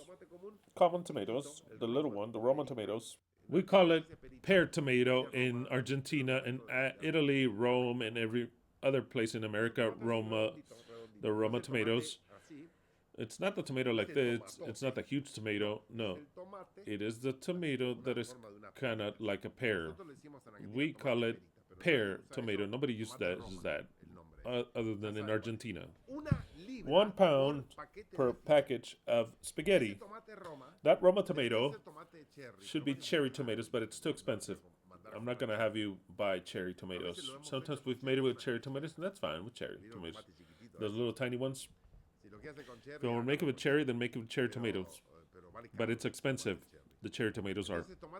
So the Roma tomatoes, you cut it up in cubes. Those you do cut up into cubes, kind of big cubes. You cut it halfway, you cut it once again halfway, and then into fours. I already given you the recipe. You cut it halfway, you cut it up again halfway, and then into 4 pieces, give or take. When the garlic is already brown like this, kind of golden brown, more than just golden, there you add the tomato into that oil. That's what I want it to be, 2 centimeters of oil. So it has to be a lot of oil, and I express myself with that because if I don't tell you, you just put a little bit of oil like this. No, that's not the food. It is like this of oil. You have to make a cream with that oil, so then don't be afraid. Just add the oil there without fear. So then with that oil, you add all the tomato. You can add, not that you can add, you will add salt and pepper. Nothing else. Nothing else. Not oregano, nothing else, okay? Salt and pepper. Nothing else. And since it is boiling already, it's going like this. You grab and you mix up.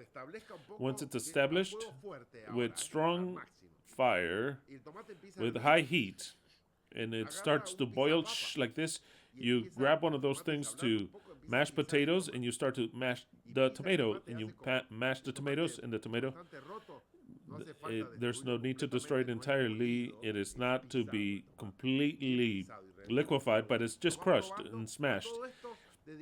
And all this, ever since you started to do, you put the water to heat up for the spaghetti. At the same moment that the water is heating up, it's all done together. Once the water is ready for the spaghetti, you add the spaghetti there, what you're going to eat, the pan or whatever. And so then, you crush the tomato, you crush it, you smash it, and once the spaghetti is ready, the tomato is ready. It'll take like 5 minutes, just very little, very little. The tomato has to be at a high heat, and you have to crush it up with the garlic and everything, and taste that it's good salt, good pepper. And at the end, when you turn off the fire, when you see that the tomato is already heated up and it's cooked, you add parsley, not all the parsley, but you take just the little leaves of the parsley and cut it up kind of thick, and you spread a little bit of parsley right there into the tomato that you've already paid for, that it has the temperature, but you turned off already, and then you add the parsley. You can use basil instead, but we like it with parsley instead. And you mix it up, and that has such a perfume. It's something that is out of this world, just like that. It seems normal, but it's not normal. It's spectacular. And so you drain the spaghetti, but you leave 1 cup of the spaghetti and you added salt to the water. Okay, don't be an idiot that you didn't add salt to the water. So then you get them al dente. Don't ever overcook the spaghetti. They have to be just like that, al dente. Cooked, not hard, that cracks, okay?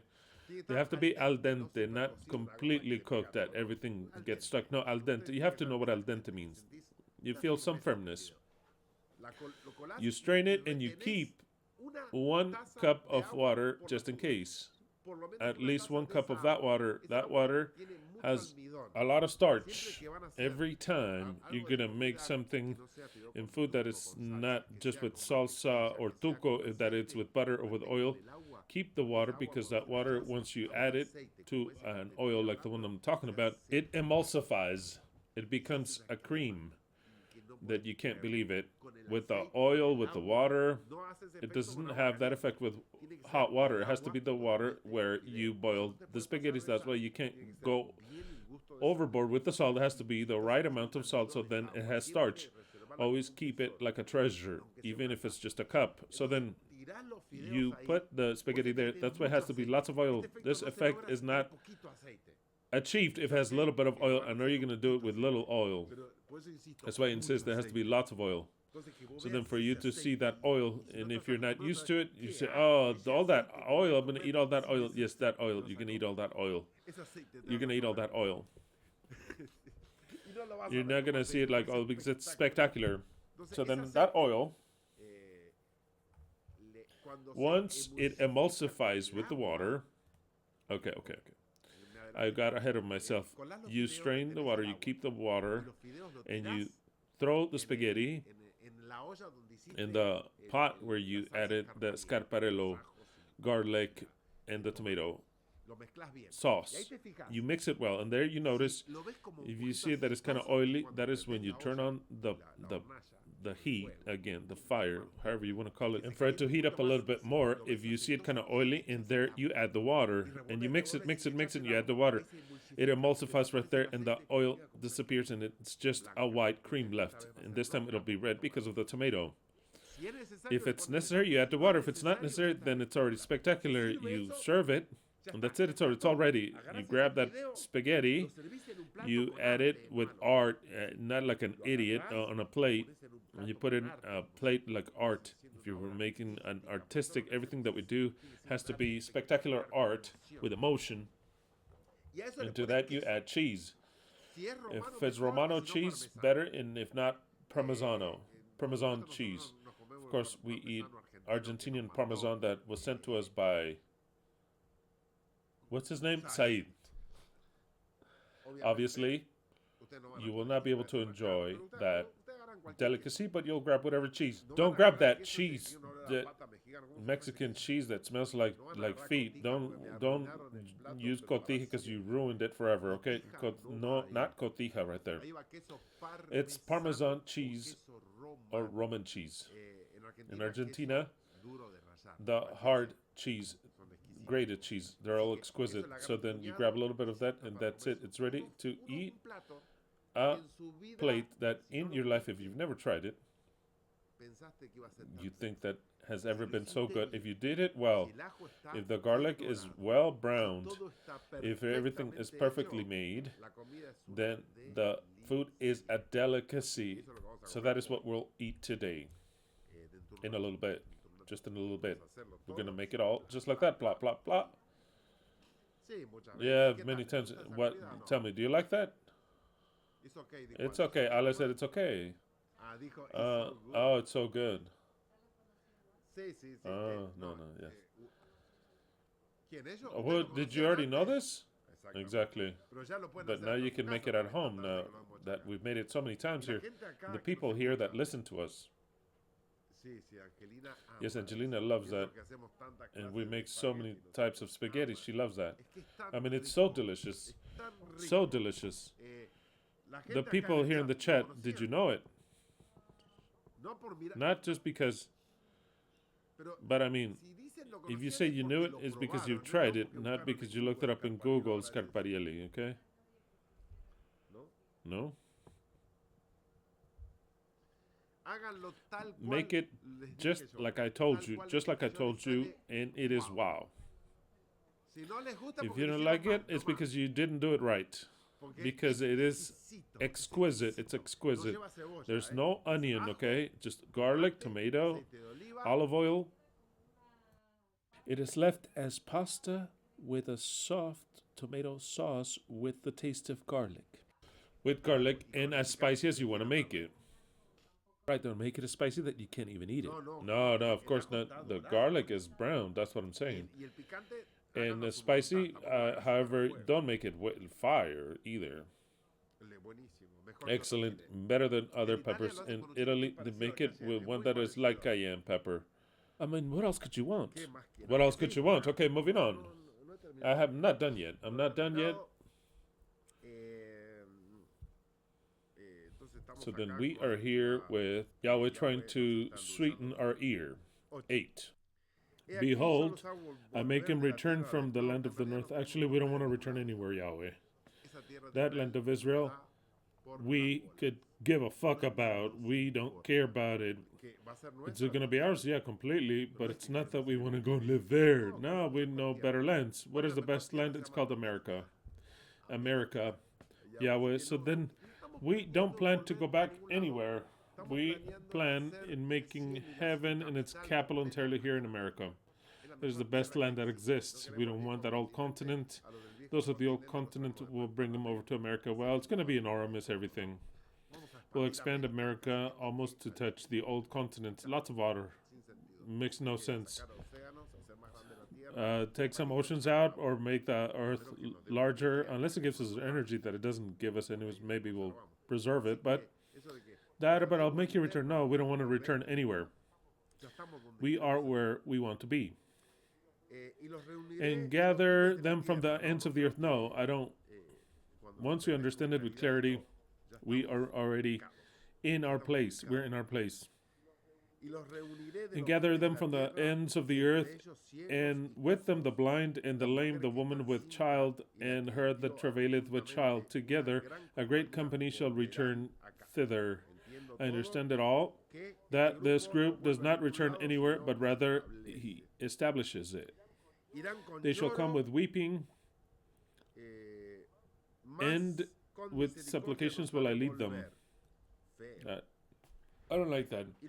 And will cause them to walk by the rivers of waters in a straight way, wherein they shall not stumble. For I am a father to Israel, and Ephraim is my firstborn. Okay.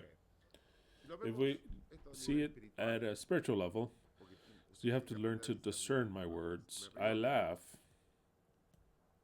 about the explicit or the flesh of the words in the figurative way. Of course, he's already made us return because Zion is a state, a mental state, spiritual state. It's not referring to that land. It's referring to understanding that he is Yahweh and he's our Father, that there's no Trinity. So then he made us return through a path to what he wants us to return, which is not the commandments, the old commandments, but rather to the essence of Shemah Israel, YHWH Eloheinu, YHWH Ekhad. So then when we look at it in a spiritual way, of course he made us return. He made us return from a Babylonian religion created by he himself to a religion of one sole Elohim. Here, number 10. Hear the word of Yahweh, O ye nations, and declare it in the isles afar off, and say, he that scattered Israel will gather him. You see, who scattered him? He did. So then how can we accept for him to blame other people if he is the one that had the ideology, the intellectual author of all this? So then the one that we blame is him, not his minions. His minions. They're minions. His minions. We don't care about his minions. In fact, we liked his minions. We'll heal them. We'll heal his minions, but he is the intellectual author. He says so, not I. The one that spread Israel will gather him and keep him, and the shepherd doth his flock. We don't want no shepherd, and we don't want to be a flock, because the shepherd has only one objective, to kill the flock. There's no other shepherd. It's not a shepherd in the real world that has sheep, that he brings them up because he loves them and keeps them till they're old. That does not exist. The shepherd eats from his flock, and the shepherd, when he needs money, he sells them and kills them. and slaughters them, gives them away. So then, I hate the term shepherd or pastor or sheep. I hate the term the flock. No more flock, no more shepherds.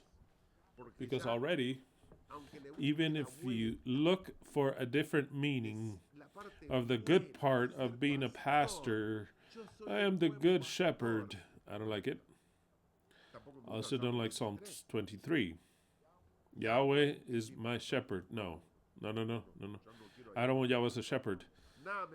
I shall lack nothing. I lack everything. Look at David. He lacked his life. The most important thing, he didn't have any more life. David did. Yahweh, my shepherd, I shall not want. Through delicate grasses will he let me rest. Yes, maybe, sometimes, and almost never. And that is how we live our lives. So then no more shepherds. No more flocks. I don't want to have anything to do with animals. I'm sick and tired of the laws with the animals that we have, of marking our territory. I'm so sick and tired of it. It says, for Israel he gathered him together, and as a shepherd doth his flock. I no longer want any more shepherds or flocks.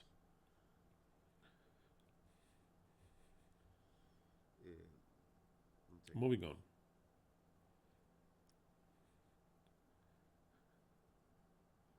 For Yahweh hath redeemed Jacob, and ransomed him from the hand of him that was stronger than he. What? He ransomed him from his supposed enemy that is stronger. Why is he stronger? Because he gave power to Babylon. That's why. But why is he stronger? Why does he give him his power? So then let us not blame Babylon. I no longer blame Babylon, nor the kings, nor the governors, nor anything. In fact, they do the best they can. Now that they steal their assassins, yes, that and all, they do the best they can. Because or else this would be a chaos. This would be a chaos. This would be a chaos. I'm not defending them. I am in favor of them. In what sense am I in favor? In that all deserve to live. None deserves for Yahweh to come and punish them because they were minions of Yahweh. A marionette. How? How do they dare condemn them when they were slaves of Yahweh? It's like trying to condemn Pharaoh. Pharaoh wanted to let him go. No one understands that. How am I the only person to understand that? Even the Jews, the sons of bitches, they turn that text around and they say, yeah, the heart, it says it in Hebrew. Yahweh would twist his heart. They say, yes, but in the sense that, no sense of anything. It says Yahweh says that he would go and he would twist him, he would confound him, and obligate Pharaoh to say no. That's it. What is the Pharaoh to blame? None whatsoever. How many times did he want to let him go? But Yahweh would come and would harden his heart. But who would harden it? Was it necessary for that? Yes, it was necessary. If he would have said, no, but the Pharaoh would harden, how would they love it for it to say that Yahweh wanted to soften his heart, but he would harden his own heart. It doesn't say that. It says Yahweh would come and harden his heart. Just like Judas decided not to betray him. He decided not to betray him. Why do I notice that and why do I affirm it? Because it says, and Satan entered in him. If it didn't say, and Satan entered in him, in fact, the command was given to him by Satan when he said, Judas, go and do what you must do. And that and all, Judas said, no. Judas didn't want to go. He had no other remedy than for Satan to enter into him. We know that Satan is Yahweh. It is the Spirit of God. And that Spirit of God is the one that would harden the heart of Pharaoh, also harden the heart of Judas and entered in him. He rose up like a robot and left. It is clear. He was so sick of himself that when he went out of that hypnosis, he went and threw the money away, gave him back. It's innocent blood. For example, there's that version. It says that he bought a field and he committed suicide. There's the other version that he just tripped and killed himself with a rock. All I know is that I like Judas. He was the best of the disciples. And Yahweh, he had to take over him, controlled like a minion, like a robot, because he wasn't going to do what he wanted him to do. That's what happens. We have two examples already, two clear examples. Pharaoh and Judas. What else do you want? In fact, he says that he controls the kings. That's enough. If he tells you that he controls the kings, how are we going to blame the poor kings? So then it says that he redeemed them from the stronger hand. That is him. That is he. It's not the governors. He saved them from himself. For Yahweh has redeemed Jacob and ransomed them from his own being. Yahweh himself. 12. Therefore they shall come and sing in the height of Zion, and shall flow together to the goodness of Yahweh for wheat, and for wine, and for oil, and for the young of the flock and of the herd. And their soul shall be as a watered garden, and they shall not sorrow any more at all. Yes, if I take this part exactly, they'll never have pain. All the rest I also take as if there comes a redemption. Then shall the virgin, and why the virgin? How ugly. This virgin, the other one's not a virgin. This is how horrible to class women, say this is the virgin, this is a non-virgin. It's such a horrible thing. Then shall the virgin rejoice in the dance, both young men and old together. For I will turn their mourning into joy, and will comfort them, and make them rejoice from their sorrow. Tell the truth, I don't need Yahweh to rejoice me, because I will not accept for him to rejoice me, make me rejoice. After you discover that the author of everything is him, and for him to come and make you rejoice, it is a bad taste in a person with two brain cells. Says, no, you come and make me rejoice. No, give me what you have to give me, which is rejoice, and then fuck off. Just fuck off. You can't say an abuser, a violator, and accept them with joy. Oh, no, I have to rejoice. You also, no. You destroyed my whole family. My whole family is dead because of you. My whole family is dead because of you. What is your family? I started with Adam and Eve. They're all dead, my family, because of you.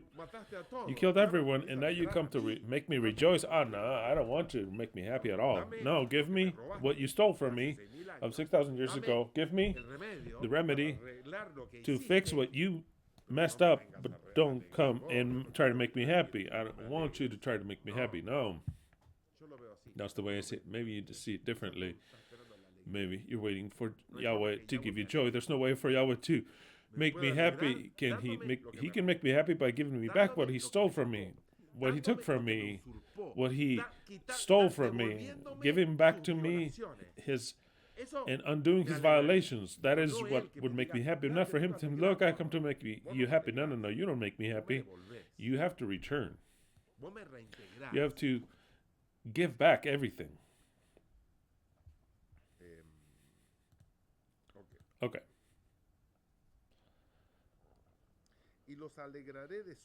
And make them rejoice because of their sorrow. But their sorrow, this would seem, what do you call that conflict, that syndrome? Stockholm syndrome.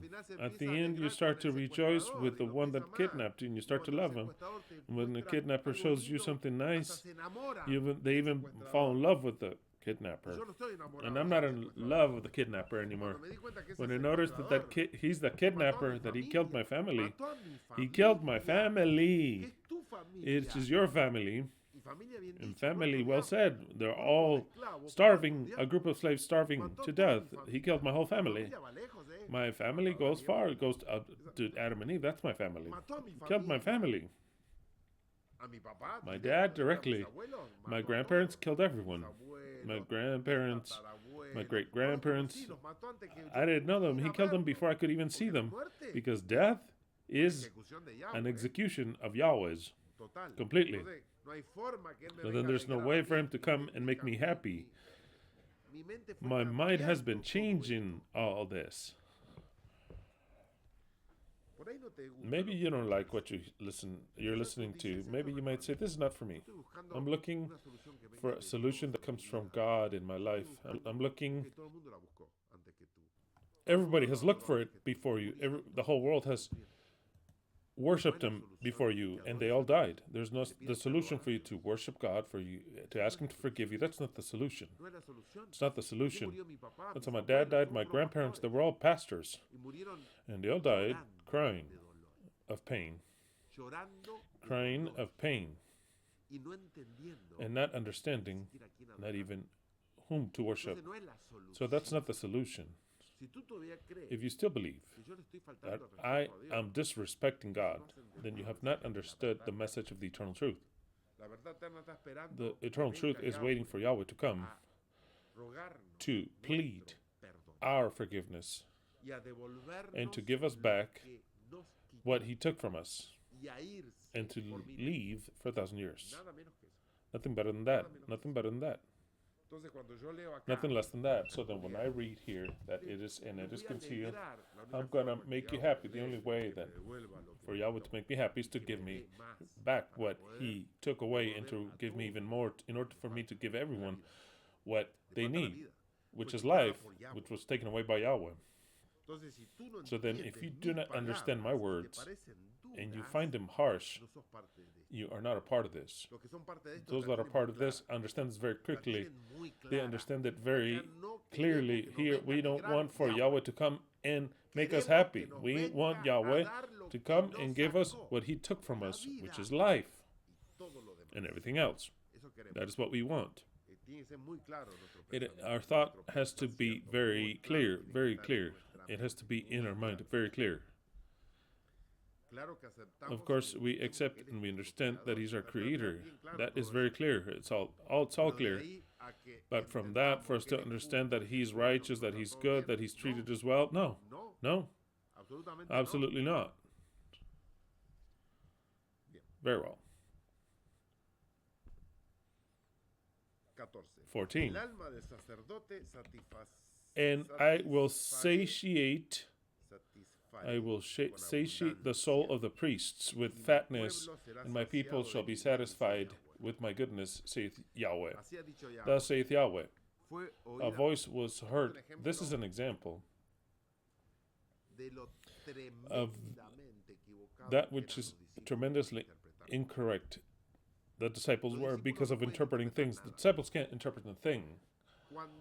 When the command was given, the supposed command, because I wasn't there, of killing the kids by King Herod to try to kill that Messiah that they told that had been born, and it was the command that King Herod had all the kids killed. The evangelists interpret that was a prophecy, and they quote what I'm about to read now. That is crazy. Thus saith Yahweh, a voice was heard in Ramah, lamentation and bitter weeping. Raquel, weeping for her children, refused to be comforted for her children because they were not. The disciples, they take this out of context, completely out of context, and they say, this is fulfilled when King Herod gave the command of killing the children, and that Jesus was saved miraculously because he had a dream. Joseph had a dream, and he escaped miraculously. They make me laugh, all these things. Poor disciples, they didn't understand anything clearly. This, with that, has nothing to do, and that's if that even existed. And that's if that even exists. There's no biblical registration, historically speaking, that a king of Israel, who was in that case King Herod, had anyone killed. So then I read what the disciples wrote down, and I read where they brutally made a mistake in interpreting this, and I say, no, you have to be such an animal in this, and in the Virgin, a whole bunch of in prophecies that they misinterpret completely. For example, Peter saying, and here's the fulfillment of Joel. What? So then I have all the right of saying this was a very bad interpretation of the scripture. And second of all, I don't believe him because I don't know if there was that killing or not. Tell the truth, I don't know. It doesn't worry me. If it happened, then that's fine. It's in not no history books. It's not registered by the Jewish historians. It's not found in any book of Jewish history, not Roman, not that King Herod killed children. Just so you know, it was only read in the Gospels. If it's true or not, it doesn't worry me. But nothing worries me whether it's true or not in the Bible. I'll read it like just a story, a parable, but I tell it to you so that if someday later we find out clearly that such a killing didn't happen, don't say, wow, I can't believe it. No. I'm telling it to you right now. I don't know. I doubt everything. Okay, but these animals do make a mistake. Let's read it. Where the fuck is it? Where's it found? I'm sure it's in Matthew, but I don't want to make a mistake. Let's read it. Let's read the interpretation of the disciples. Let's see what they say. Can somebody tell me where it's found? Tell me the exact quote. Leslie, can you tell me? Matthew? Matthew 2:18. Oh yeah, Matthew 2:18. But 17, let's start in 17.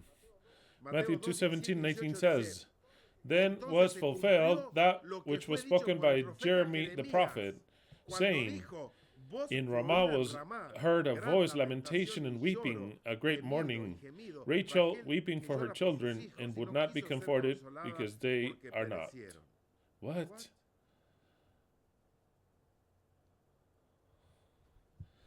Matthew tells it about the children. Is that true? I don't know, but Matthew, you really fucked up with that interpretation. I mean, that is worse than one of those interpretations of those that speak in tongues, mind you.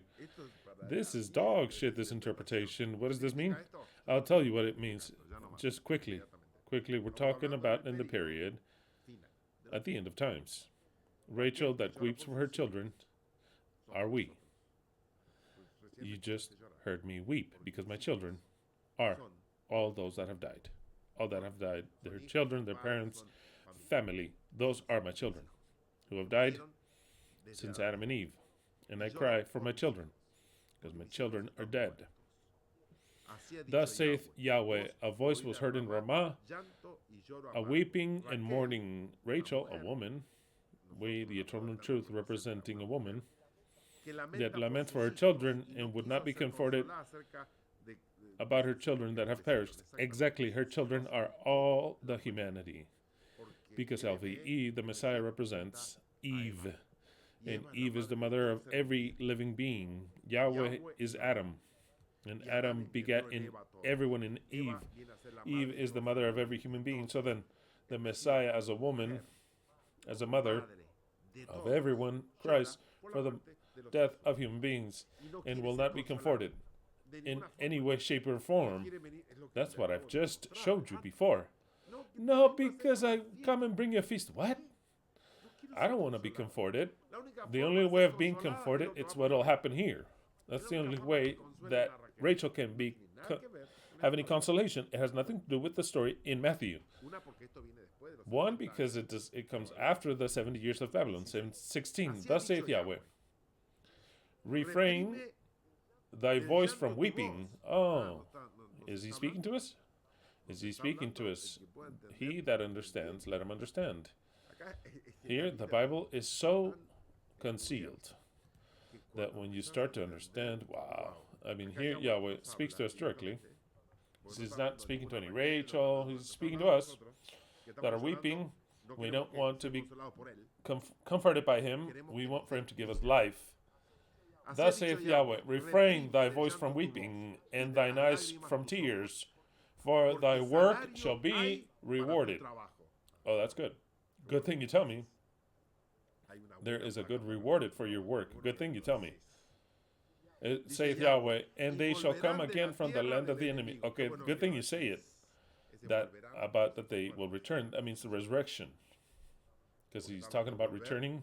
Why does Rachel cry? For her dead children, right? And then it says, and what does Yahweh say? Don't cry. Because I'll pay for you. What are you going to pay me? You can't comfort me. What are you going to pay me? I'm going to pay you by bringing your dead children. What does that mean? The resurrection. It is very clear. They shall return from the land of the enemy. What is the enemy? Death. Death is the enemy, of course. It is our enemy. They will come back from the land of the enemy.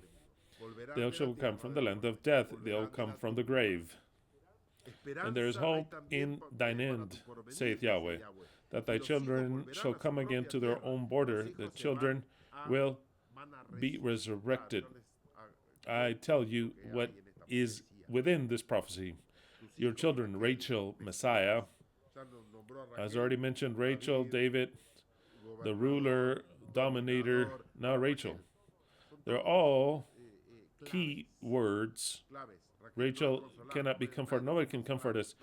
No one can, it doesn't comfort us for God to come. What comforts us is for them to give us the power of resurrection. The death has to be overcome. That can comfort us. Nothing else, mind you, nor none the less. I have surely heard Ephraim bemoaning himself thus. Thou hast chastised me, and I was chastised as a bullock unaccustomed to thy yoke. Turn thou me, and I shall be turned, for thou art Yahweh my God. Surely after that I was turned, I repented, and after that I was instructed, I smote upon my thigh. I was ashamed, even confounded, because I did bear the reproach of my youth. Ephraim is my dear son. Well, this is all a story about Yahweh saying, I also heard Ephraim. You heard Rachel. Rachel represents the beloved wife, Judah. Because who was Rachel? Was the beloved wife that Jacob loved the most, or not? And Ephraim represents what? He represents the tribes of the north, the not so loved ones. Ephraim, for the Jews, represents in Christianity and all the rest. That's what they represent. But for Judaism, how do I see it? That's the way I see it. This is the way I see it. In this case, Rachel is the Messiah, and Ephraim is the rest. Christianity, Judaism, and everyone else. Which is not precisely their beloved wife in that term. So then, obviously, Judaism, Christianity says, but now I repent, I am the sinner, all that it's what it says. Notice that Rachel doesn't say that. The one that says that is Ephraim. I have repented, I have recognized my fault, I have wounded my thigh, and I was confounded. Of course, they're completely confounded, for I surely have the waymarks of my youth, all of Ephraim, which is Christianity. They recognize that they're guilty before God, and God is just. So then we have Rachel, which is David, which is the prince that guides them, the son of Elohim, the Messiah. It's a group. And then we've got the other group, which are the Christians, the Jews, which for them, God is just, and the guilt is of them, and that's fine, and they recognize it. So then what does Yahweh say? Is Ephraim my dear son? He's also a dear son. Not just, especially Rachel, but Ephraim. Is he a pleasant child?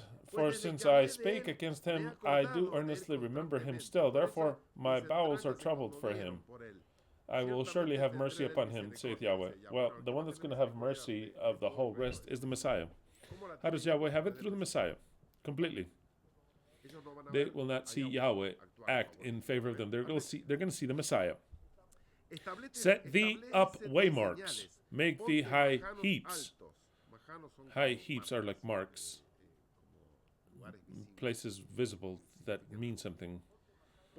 Set up thy standards, flags. Set thee up waymarks. Make thee high heaps. Set thine heart toward the highway, even the way which thou wentest. Turn again, O Virgin of Israel. Turn again to these thy cities. How long wilt thou go about, O thou backsliding daughter? Oh, how long? But he kicked her. Okay, anyway. These are things that we have to understand spiritually. How long wilt thou go about, O thou backsliding daughter? For Yahweh hath created a new thing in the earth. A woman shall compass a man. Exactly. No one understands this. Up until today, the Jews they try to understand this phrase. Yahweh says, I'm going to create something new upon the earth. The woman shall encompass the man. What does that mean? What does that mean? You can look it up in all the Bible versions out there, and it'll say, give or take, the same thing. The woman will stalk the man. The woman will seduce the man. The woman will lay with the man. But hold on. What is new about that? There's the secret. I'll read it again. For Yahweh, he's speaking to his daughter, his backsliding daughter, that he kicked out himself, his wife Israel, that he spread abroad. He says, how long wilt thou go about, O thou backsliding daughter? For Yahweh hath created a new thing in the earth. Here comes a point of discussion with the Jews that they don't really understand what he says. Some say he changes the nature of humans. Others say, now, instead of that desire that we have to look for God, it'll change a whole quantity of things that nothing has to do with anything. For Yahweh hath created a new thing in the earth. Just the way it is, Yahweh shall create a new thing in the earth. A woman shall compass a man. What is that strange phrase? Maybe you read it many times, if ever you read Jeremiah. Let's go to Jeremiah. Let's look it up here in other versions. Jeremiah. I didn't think about reading it in other versions, but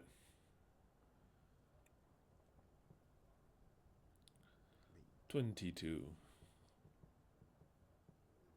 Hold on just a moment. Okay.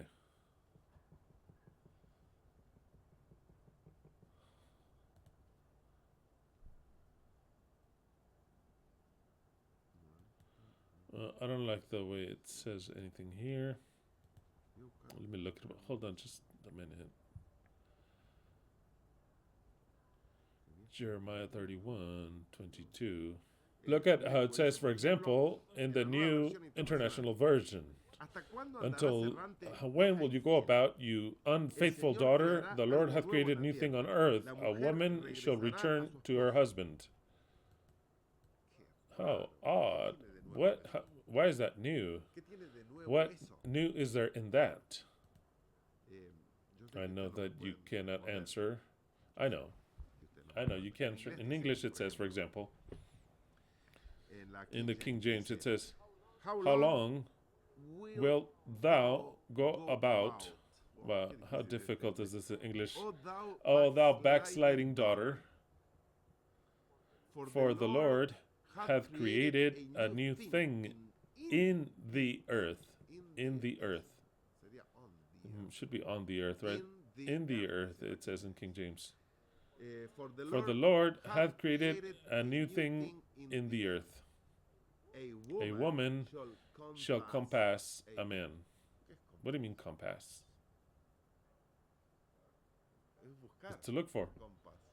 Compass, to look for. A woman Shall compass a man. In another version in English says, a woman shall encompass a man. You see how you cannot understand anything. Absolutely nothing.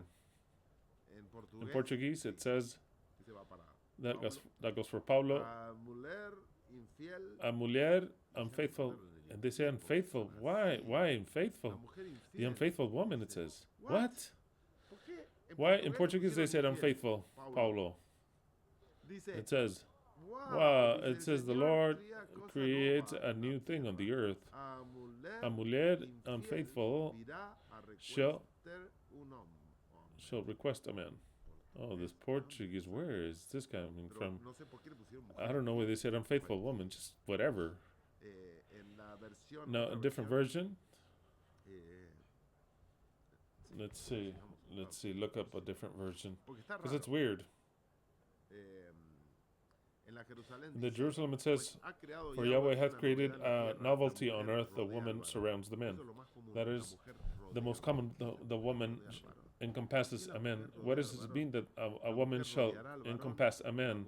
The woman shall surround, should involve a man, the woman, and blah, blah, blah. Look it up in the Bible of the simple language. It says, I am the God of Israel, and I have created something new and surprising, inasmuch that no one could even imagine it. But it doesn't say what. A woman surrounds the man, she will march around the man.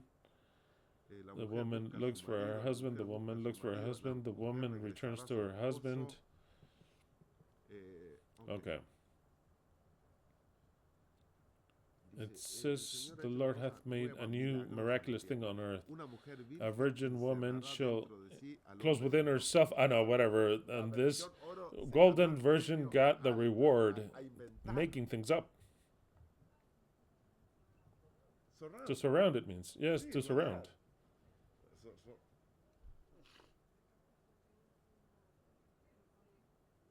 Yeah, to surround. To surround everything. Yeah, with no escape.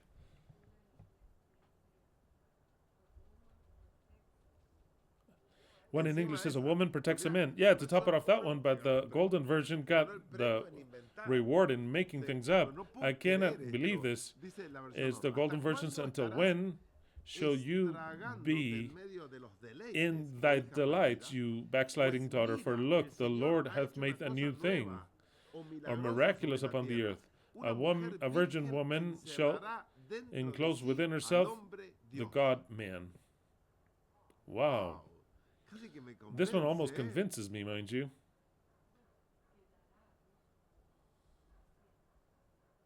Right, of course, but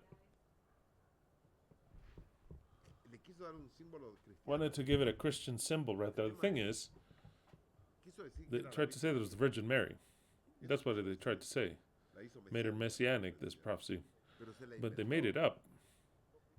The Jews haven't a fucking idea what this means. I have to use that word because it's the most appropriate. There's no other appropriate word. It's the finest one I could find. The Jews haven't a fucking idea what is this new thing, and precisely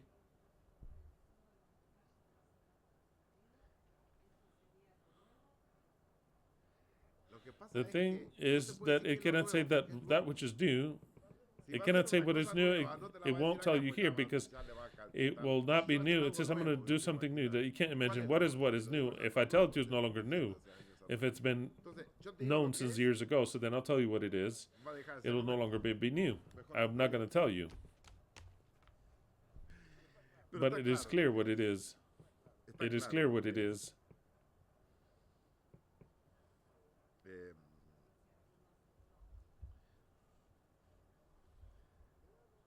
I'm going to read a little bit more with some context. Until when shalt thou be backsliding, O roundabout daughter? For the Lord hath created a new thing upon the earth. A woman shall surround a man. Thus saith Yahweh of hosts, God of Israel. As yet they shall use this speech in the land of Judah and in the cities thereof, when I shall bring again their captivity. Yahweh bless thee, O habitation of justice, and mountain of holiness. And therefore shall dwell in Judah itself and in all her cities husbandmen, and they that go forth with flocks. For I have satiated the weary soul, and I have replenished every sorrowful soul. Upon this I awakened and beheld, and my sleep was sweet unto me. Okay. This text, it is very easy to interpret if you know what to look for. Because it's been saying it from some time ago. If it were what Leslie said, that made me laugh. If it were because desire, yes, of course, what Leslie said that she read, evidently, what Leslie said that she read, if it was the desire of the man that passes on to the woman, it would be nothing new, because I think it's already happened a lot. Women have liberated themselves pretty enough, and we haven't fixed anything with that. We haven't fixed anything with that. It would be we, if it were stronger, it would be we, the ones that are being assaulted. It'd be even worse. Women would be left off worse because man is limited in the use of his sexual manliness. Man is limited. And if the woman can get a lot more aggressive, the man, he will not satisfy her. Okay, what I'm saying, no, it's not that. It's not that. That woman is the Messiah. Of course. What is it that is new that can be created that the world has never seen? The Messiah. The Messiah has never seen by the world. They await for it, but they don't know how it is. It is completely new on earth. It is not the Messiah that the Jews wait for, or how they imagine him. Also, it's not the Christ Jesus that the Christians await for. It is something new on the earth. I've been telling to you since a long time ago that it is the coming of the Messiah. It is new. It is absolutely new. And will surround the man. It means that he'll take possession of the whole earth. Man is the one that has dominated this earth. In this case, it's not God. In this case, it's man. And the control is taken over by that woman. Of course, they found the sexual dominion in sense, but now we see it at a greater scale. The woman is the Messiah, and she surrounds the man. What it means is that entirely rules. That is the sense. It's very concealed, but it's very easy when it says I'm going to make something new on the earth. What could be something new on the earth? What the earth could not wait for is the Messiah, what the earth has never seen. The Messiah, that is what is new. And what is what's new that comes after the 70 years of captivity in Babylon? He said it before, I'm going to rise up David. I'm going to rise up a dominator. Rachel, she's not happy with anything. That is what's new. That is what's new. Rachel no longer wants to be comforted. I come to comfort you. I don't want that. I come to give your enemies that punish you. I don't want that. I don't want that. What do you want, Rachel? I want life. And to be able to give life. That's what I want. Nothing else. I don't want anything else. Or else you cannot even comfort me at all whatsoever. You will not be able to comfort me. That woman is what's new on earth, which is new, which is on the eternal truth. Absolutely. This is completely new. To understand that we do not want for God to come to congratulate us. We do not humble ourselves by asking him to forgive us. No, absolutely not. We are not comforted. We want him to give us back life. That is what's new. The woman surrounds the man. And if the man is Yahweh, also. If the woman is surrounding the man, she is pressuring him. If the man is Yahweh, the woman is Rachel, then right now the roles change. The woman pressures the man, if you want to see it like Yahweh is the man, because you can see it that way. You can see it works either way. And it's the same result, whether it's Yahweh or it's the entire ruling of the earth. Good thing it ends there. It ends there. I wanted to read more, read everything today, but I think that it's enough, and I think that my voice has helped me up until now very well. To be able to develop up until now, up until this next Shabbat, we'll continue precisely. What's coming up is something very good, which was a part of the introduction that I gave, but the laws that we have, that we want a change of laws, and precisely what comes, it's a new covenant, but I'll leave it for next Shabbat, because I'm getting a bit of a slight headache, and it's very good, it's so good that it should be developed in the most adequate manner. That is what we want, that is what Rachel wants. She is not like, oh, I can congratulate you and place your enemies to destroy them. No, I don't want you to destroy my enemies. What I want is for you to give me the power of life and to give life. My children are dead. We are kind of dead. And we're dying. And you come to say that you're going to punish my enemies, that I know that you placed them yourself. Oh, no. I cannot be comforted. I am Rachel. If the other stupid idiots of Ephraim, if Ephraim has been saying, I'm a sinner, I repent, that's fine. We're going to rescue Ephraim, but not Rachel. You're not going to comfort Rachel. How are you going to comfort her? By bringing her dead children back. And what that means is the power of resurrection. And there's nothing on this earth, not that God can offer, that can comfort me Unless he returns life back to me. That's the only thing that I wait from God, nothing else. To give me life, and to be able to have the power to give life, and for this text to be fulfilled, like the Father has life in himself, he gave the Son to have life in himself, and the Son can give it to whom he will. As long as that is not fulfilled, there is no deal, no treaty, nothing.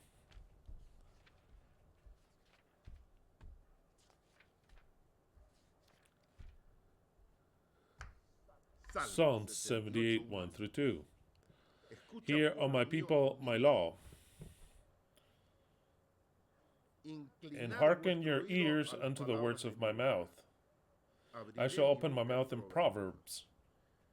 I shall speak hidden things, hidden from ancient times. The destiny is written. The end is inevitable. Semper Fi. Let the laurels be eternal, that we knew and we shall know how to achieve.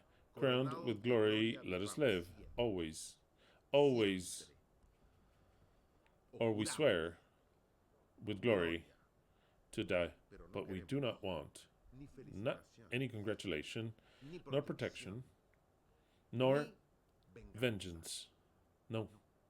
What we want is for life to be returned unto us. And a great big applause for Rachel, for David, for the children of Elohim, which are the only ones that understand this, and which do not want to be comforted until the power of giving life is given into them. This group is the only one that exists and deserves a great big applause.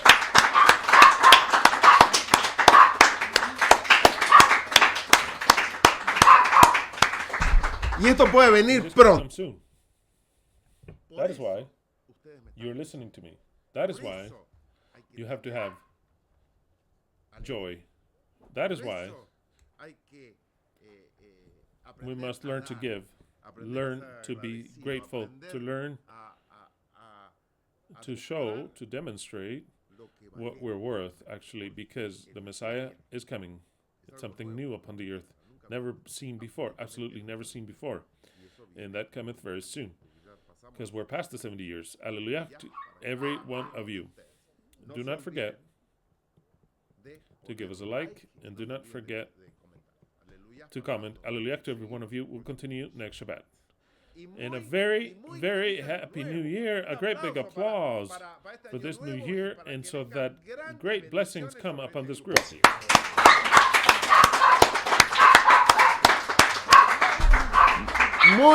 Very, very happy 2025.